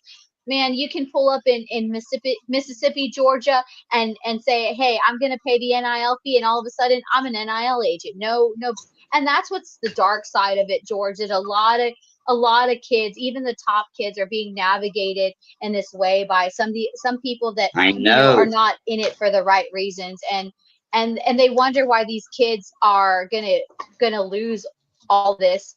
They may have athletic talent, but they're not being taught properly how to financially navigate through all these big deals and really learn is, because like I always tell the recruits I work with, remember, not everything is always glitter, glitters is always gold. You have to think about life after football. This could all happen tomorrow. Remember, you get hurt, coach leaves, something happens in the program, all this is gone tomorrow. And so you got to start thinking smart and ahead of the game. So again, yeah, I talked with it about Mark about an NIL agency and all that kind of stuff. So maybe in the distant future, we'll see. It's going to get too complicated. 100-page contracts. If I was a kid, I would say, I just want the piece of paper to say I get 10,000 shares of Berkshire Hathaway, and y'all can do whatever you want. I'll pay my own health care, because they're just the lawyers are going to eat these kids alive. This is like reparations for all the players that never got paid for 100 years. It's getting paid to these kids right now. It's a once in a lifetime chance. And I really do feel sorry for any of the kids who are getting ripped off or throwing their money away on bullshit. And you know what I mean? Because it's a once in a lifetime thing. $4 million a year for Carson Beck? Are you kidding me? Well, and like we talked about, we were talking about Jackson Cantwell, and we know, they were really transparent. This was one that, that NIL indeed played a factor. We know he wanted to go to school that he was going to develop and all those kind of things. They checked off the boxes. Georgia checked off the box, Ohio State, Oregon, everybody did. But, we were told that if you were going to put in an offer for him, that don't call unless you're going to at least put $2 million down. And we know that Miami had no problem putting that $2 million. And this is not over 3 years. This is over his freshman year, and then to be renegotiated following sophomore and so on as he stayed. But we were also talking that it was also possible that Miami put in 2.5 in NIL to secure this deal. So again, if you're talking about 2 to 2.5 mil in your first year as a freshman, as elite as you are, and again, you haven't translated onto that football field, that's taking a big risk and a dip step. This is a kid I think will translate. I think he's going to have some growing pains, but again, you can't do this for every 5-star kid, because we've seen it plenty of 4-star, high level 4-star, top level 5 stars, George, that don't pan out and translate it, and then you're out a player and you're out a ton of money.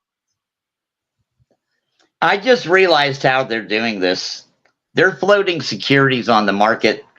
We can't go into it right now, but there's this, everything in America is debt. Debt is money.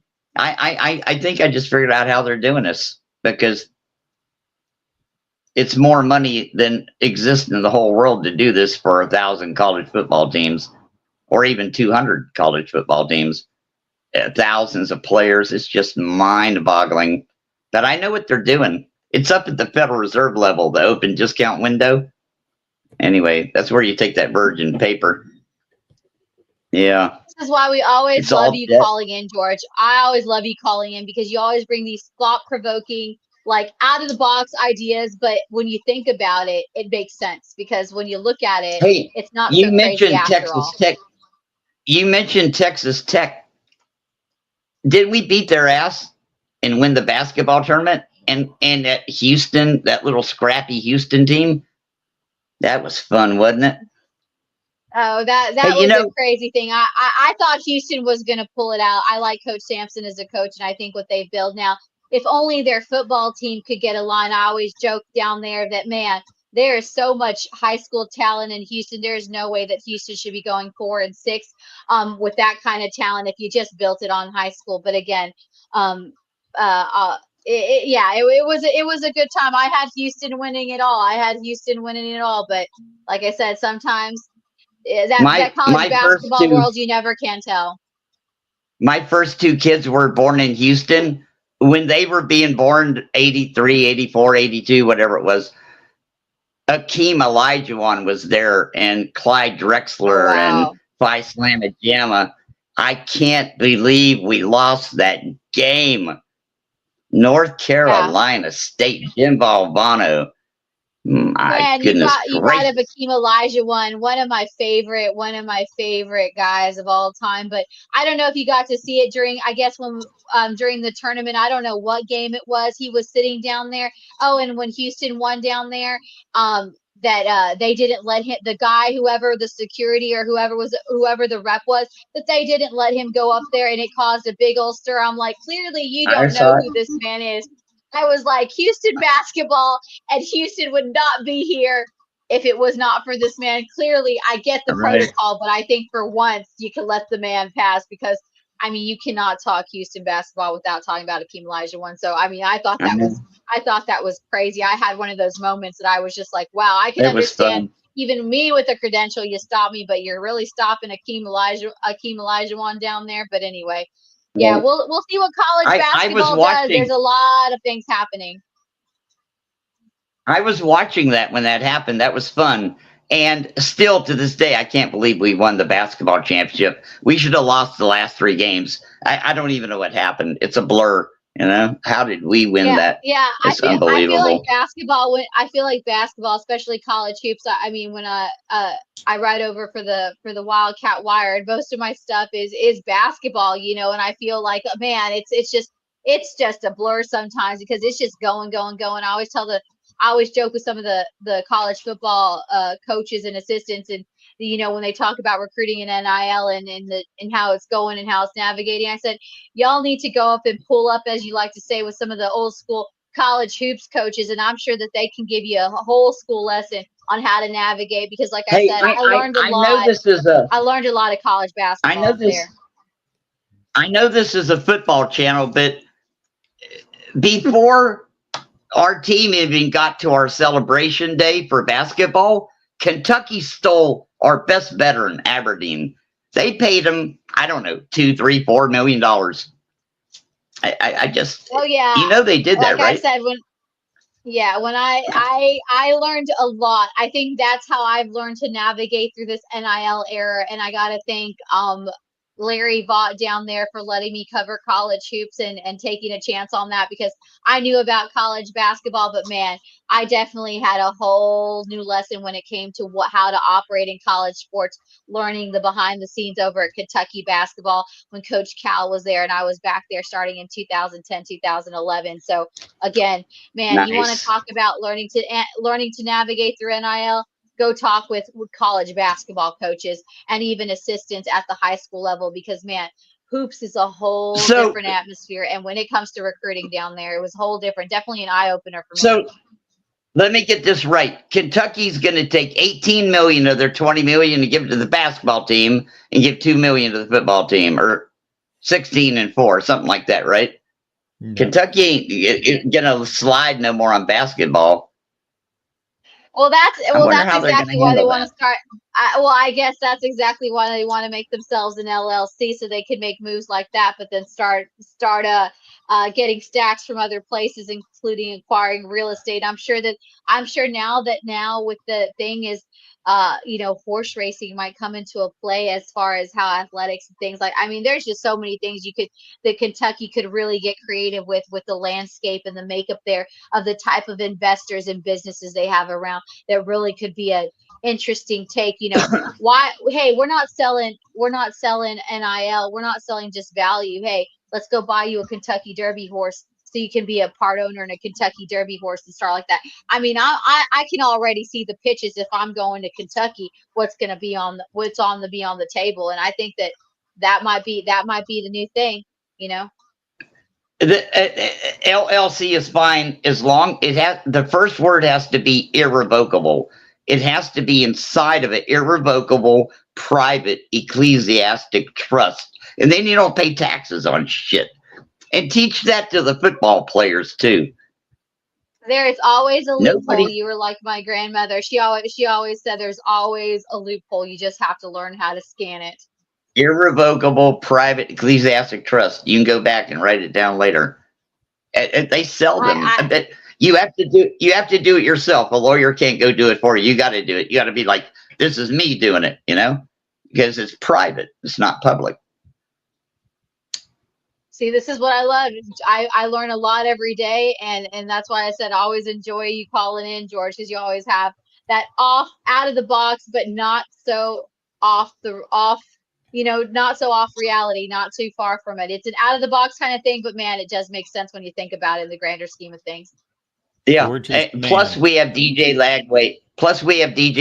In common. We can't wait for football season to start to watch this kid. Oh, well, you know, you probably heard me talk about his teammate Jermaine Bishop going over to Texas, but man, I wouldn't be surprised. I know that Houston's been a dark horse in there, and and he's making a visit to USC, but never underestimate the power of relationships and recruiting. And I wouldn't be surprised if Florida tries to reunite DJ Lagway with his top guy for 3 years over at Willis, because I'm telling you that Willis water, if nobody believes it by now, they should, because like I said, there are some freakish athletes being brought out of Willis, Texas.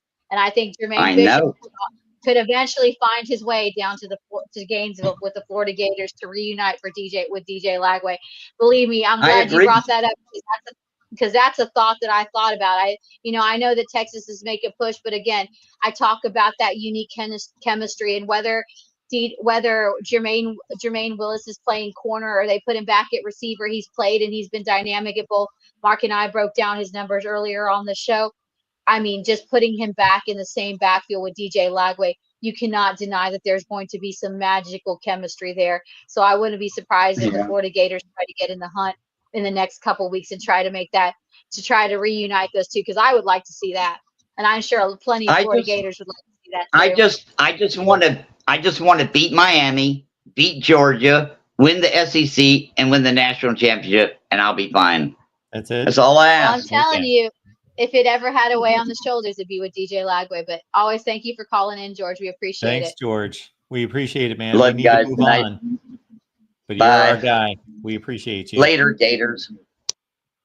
All right. Adam is stopping by as our last call. Adam, good to see you. Good to see you, Mark. Leanne, how are you doing? We're Doing good, well. doing good. We do want to remind everyone that we've got a website here, vocfb.com, and that's what everyone is seeing there on the screen. So check it out. What you got, Adam? Well, here are my proposals. So, universities should be entering into employment contracts with their recruits, and these employment contracts can be quite creative. They don't have to necessarily, they can be for a term of 1 year, 2 years, 3 years, for whatever money. And we don't even need to have them as students, quite frankly.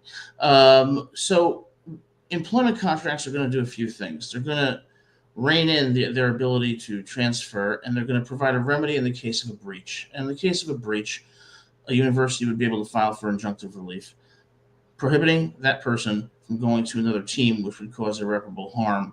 So employment contracts is the way to go, and I'm not sure why we haven't already implemented that obvious solution. Second thing is the transfer portal.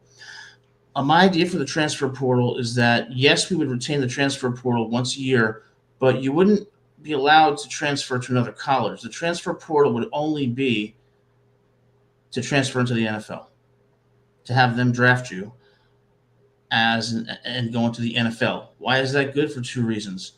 It puts the risk directly on the player, and it gives the player a clear indication of where they're at in their status as an NFL player in terms of their development. But I would abolish the transfer portal for lateral moves, which contracts through the breach provision would prevent. Why are we not doing this? I mean, I just had a horrible day today because I'm a lawyer, and you know what happens? I'll tell you what happens. All day, people argue with you over nothing, and it really stresses you out. So I'm thinking, why can't things be simpler? And here's a way to go. What are your thoughts?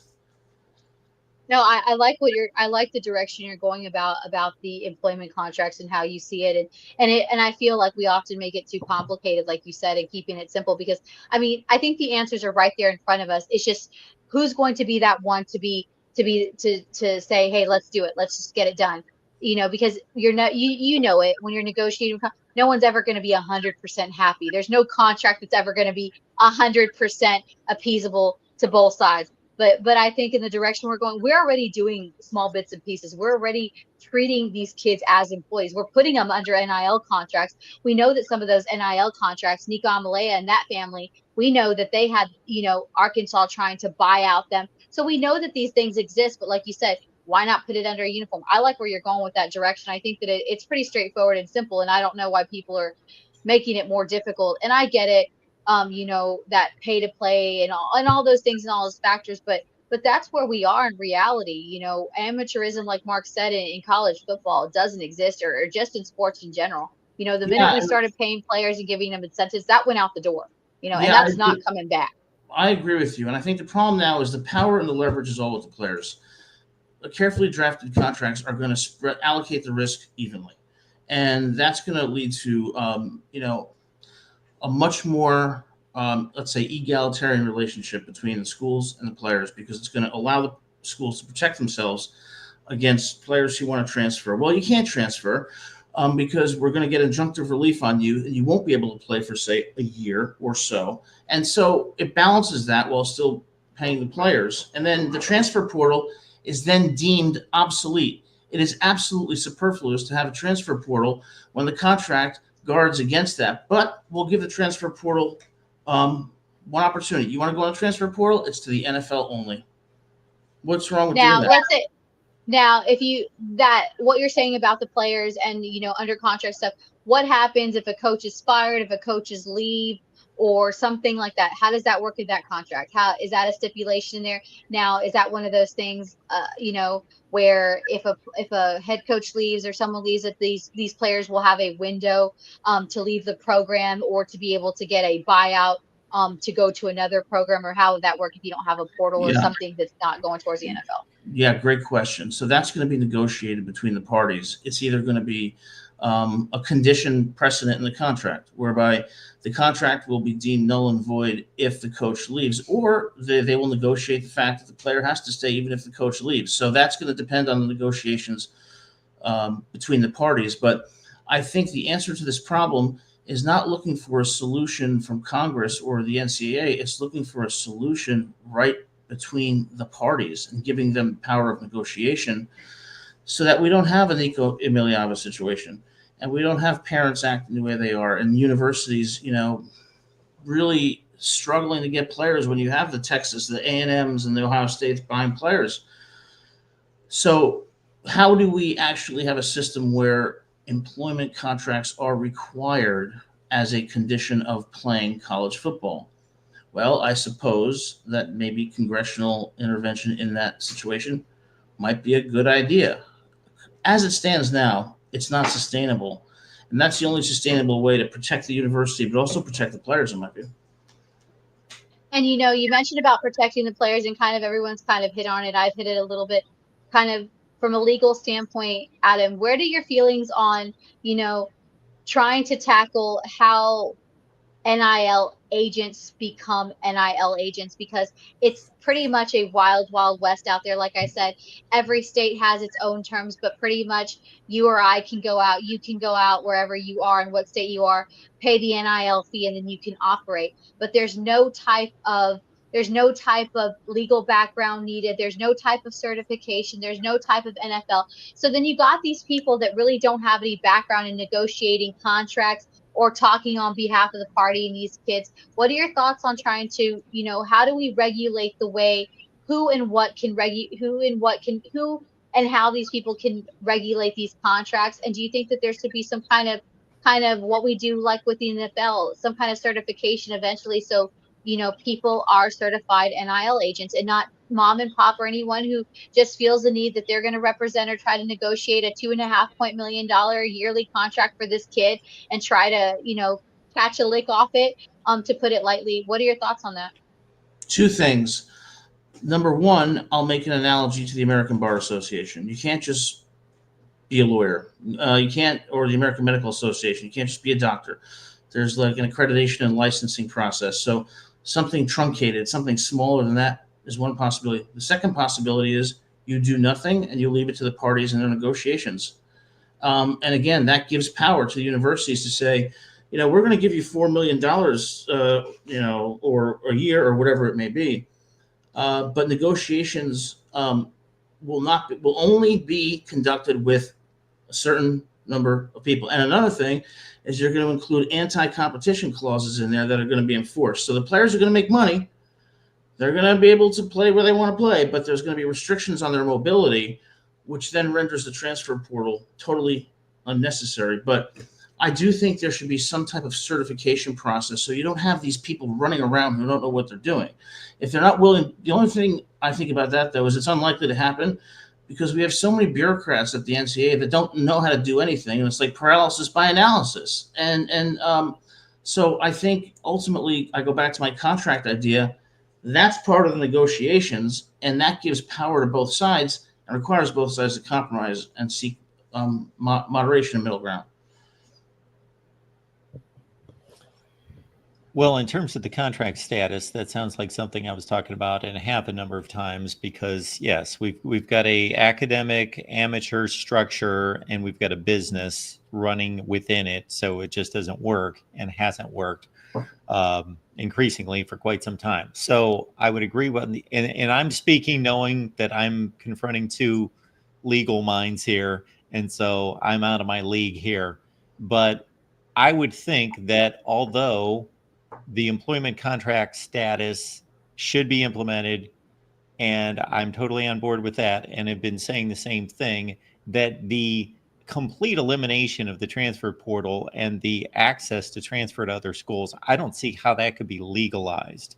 I think you can limit it, just like free agency in the NFL. If you're going to make this a business, you can limit it. I don't think the freedom of choice and movement can be completely eliminated. So if I work for Coca-Cola and I sign a contract, Coca-Cola can say, if you are terminated or if you decide to leave this job, you may not take with you, or you may not work with the competitor, Pepsi, and take with you any information about the ingredients that we use to make the Coke, or if you work for Microsoft. But if this is truly an overarching business, they're not competitors. It's like the NFL. Buffalo on the field is a competitor against Los Angeles, but they're not under the umbrella of the NFL. They are actually partners. So if this all became one business, then Ohio State and Michigan are partners. Ole Miss and Alabama are partners. They're not competitors. They are on the field, but they're not Coke and Pepsi. They're not different organizations. So to borrow a legal phrase, I would say that argument is true in theory, but fatal in fact, because it does not recognize the reality of what's going on. And the reality is they are competitors. And that's the whole reason why the contract negotiations are going to change the power dynamic, both for the schools and for the players, and offer universities players incentives, and through creative contract drafting, to both give players what they want, but restrict their ability to disrupt college football with things like Beck going for $4 million to Miami or Nico going to UCLA. That's the problem with college football. You have an imbalance in power. Contract negotiations are the way to go. Otherwise, you have a system of unregulated transactions that are completely not beholden to any rules. And that's another reason why employment contracts would be helpful, because they will be overseen by the courts according to common law principles. And that's the kind of regulation that you need, while also creating equality in bargaining power. Okay? So if I'm recruiting Arch Manning from whatever high school he went to in New Orleans, I think it was Newman. Okay? Well, you bet your ass I'm going to have a clause in there, an anti-competition clause. I'm also going to have the anti-competition clause is going to say many things. You cannot go to these schools. The remedy will be injunctive relief, and a variety of other things. But what happens with the player? The player also gets the benefit of predictability and stability and money. So we're not taking anything away from the player. We're just rebalancing the scales of justice, if you will. Well, it sounds something similar to what the NFL and Major League Baseball used to operate under back in the 1960s and 70s. And then, of course, free agency broke and then became a different deal, but there was limitation placed on the free agency. So, and then the other thing with the transfer portal only going toward the NFL, of course, you need the NFL's cooperation in all of that. And right now, the NFL has an age requirement and an experience requirement for you to be eligible to play in the NFL. So you can't just be a freshman in college and say, hey, I want to go transfer to the NFL. Well, I would disagree. I agree with you, but I would disagree with why that should be a rule. I mean, if you're leaving it up to contract negotiations, people are permitted to require in contracts others to give up certain constitutional protections. Not all of them, but certain of them. But these arbitrary rules, why can't you transfer to the NFL as a freshman? Why can't you? See, what's the rationale for this? The rationale, it seems to me, lacking. And when you have a rationale that's allowing players to transfer wherever they want unfettered, and you don't have any contracts that provide limitations. That's why you see what you're seeing right now, instability, precisely what the law is designed to prevent. I think that rule is in place to, number one, protect the player physically because he's not mature enough to play in the NFL, most likely. Not that there aren't exceptions, but it's also in number two, protection against the NFL of just the nuisance of dealing with the number of players that would try to enter the NFL versus the number of ones that are qualified. And that's one of the reasons why they instituted about 10 or 15 years ago a draft grade, because we had so many players that were connecting with and building relationships with unsavory agents that were filling their ears with all sorts of delusions of going to the NFL, and then they got undrafted and they didn't make a team, and then that was curbed by instituting an NFL draft grade where personnel directors would bring back a scouting report and they could give them a reasonable grade on their talent and viability in the NFL, and then a lot of players made a better choice then going forward. So you're making an argument from a Supreme Court case in the 1940s called Lochner versus New York, in which the Supreme Court held that you could not regulate conditions in a bakery that were often lethal for their workers because workers had an independent right to do whatever they want. Now, Lochner has not been entirely debunked, and there is constitutional basis for saying people have the constitutional right to make bad choices, and having people come in and regulate contracts to say you can't do this or you can't do that because we're protecting your physical safety or we're doing it for some other salutary purpose. No. We do that all the time. We protect people's safety. I can't run across the street unless there's a crosswalk. Right. But my point is that with good lawyers and careful negotiations, that will fix itself. You have to let the market work. These solutions ultimately are not long-term solutions because maybe they'll guard against certain types of who knows. It's so speculative. Let people in the free market solve this problem. I mean, I'm a Chicago School of Economics type of guy. Let the free market do its job, and it will do its job. Well, the free market was doing its job toward these players going to the NFL, but then we saw the disaster that ensued with these agents getting involved and players moving on to the NFL that were not prepared for the NFL, and 70 or 80% of them got rejected and didn't make a team, and it ruined their lives. So, yeah, there were stipulations and rules that were put in place to protect them. And again, the nuisance of the NFL, they were probably on board with it as well, because they didn't want their training camps flooded with 19-year-olds who couldn't play. But if you take on a regulatory approach over a free market contract approach, that approach ultimately is not going to work because regulators are too slow to act. They are not going to be able to understand the nuances of individual situations like attorneys, university officials in a contract negotiation in a free market context. So the solution is not from the top down. I think it's from the bottom up. Well, I think the last point we're arguing is not an issue right now. I think it's been fixed and it's fine. Correct. I don't know. What do you guys think? I mean, should we go my route or should we just say, look, it is what it is? I mean, because right now what you have is great inequity and you have no protections for universities and quite frankly, not even for players. So I would say to recruits, pay $1,000 an hour for the best lawyer you can find.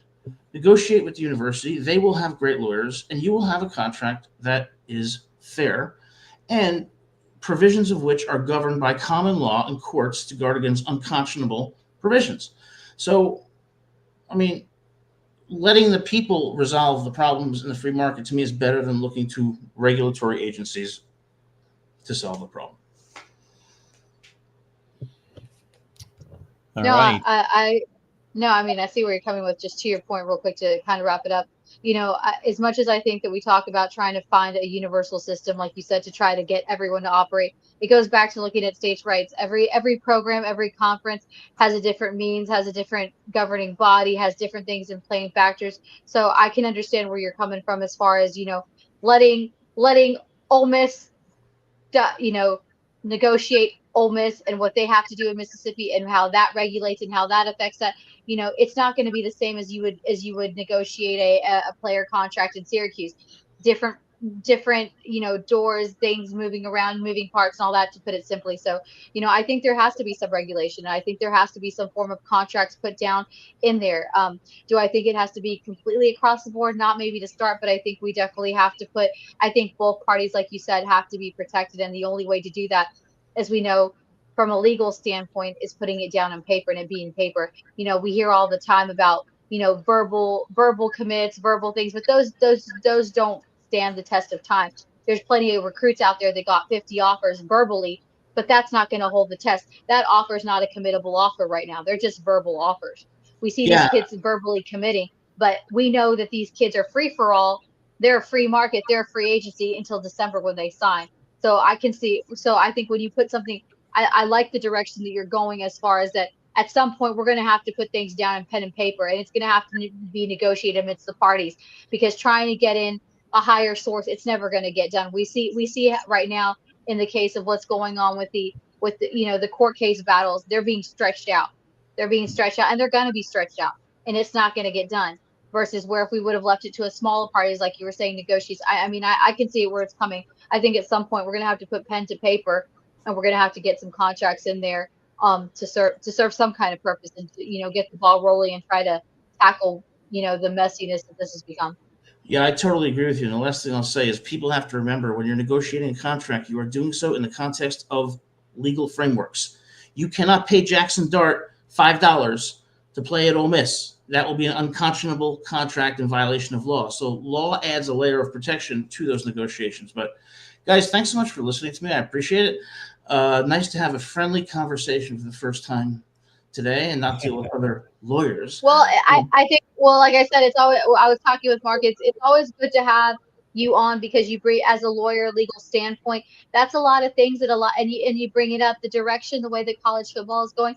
Like you said, if I'm a young kid in recruit, that's what I tell them. Like you said, go get yourself a high price, even if they're not, but go get yourself a good lawyer, because they have to be in the know. And I think too, we don't talk a lot. We talk a lot about the political landscape of college football, but there's a lot of legality that's going on behind the scenes in recruiting and everything. So always thank you for bringing that insight. Adam, appreciate it. Thanks, Leanne. I appreciate it. Thanks, Mark. Have a Thanks, wonderful Adam. Good to see you.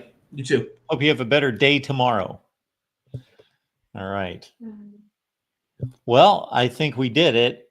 And a lot of great calls out of all of you. So thanks for calling the show. We'll be back next Wednesday at 8:30 p.m. Eastern Time. And Leanne, hopefully, will be swinging by the Daily Show to drop some knowledge on a regular basis as well.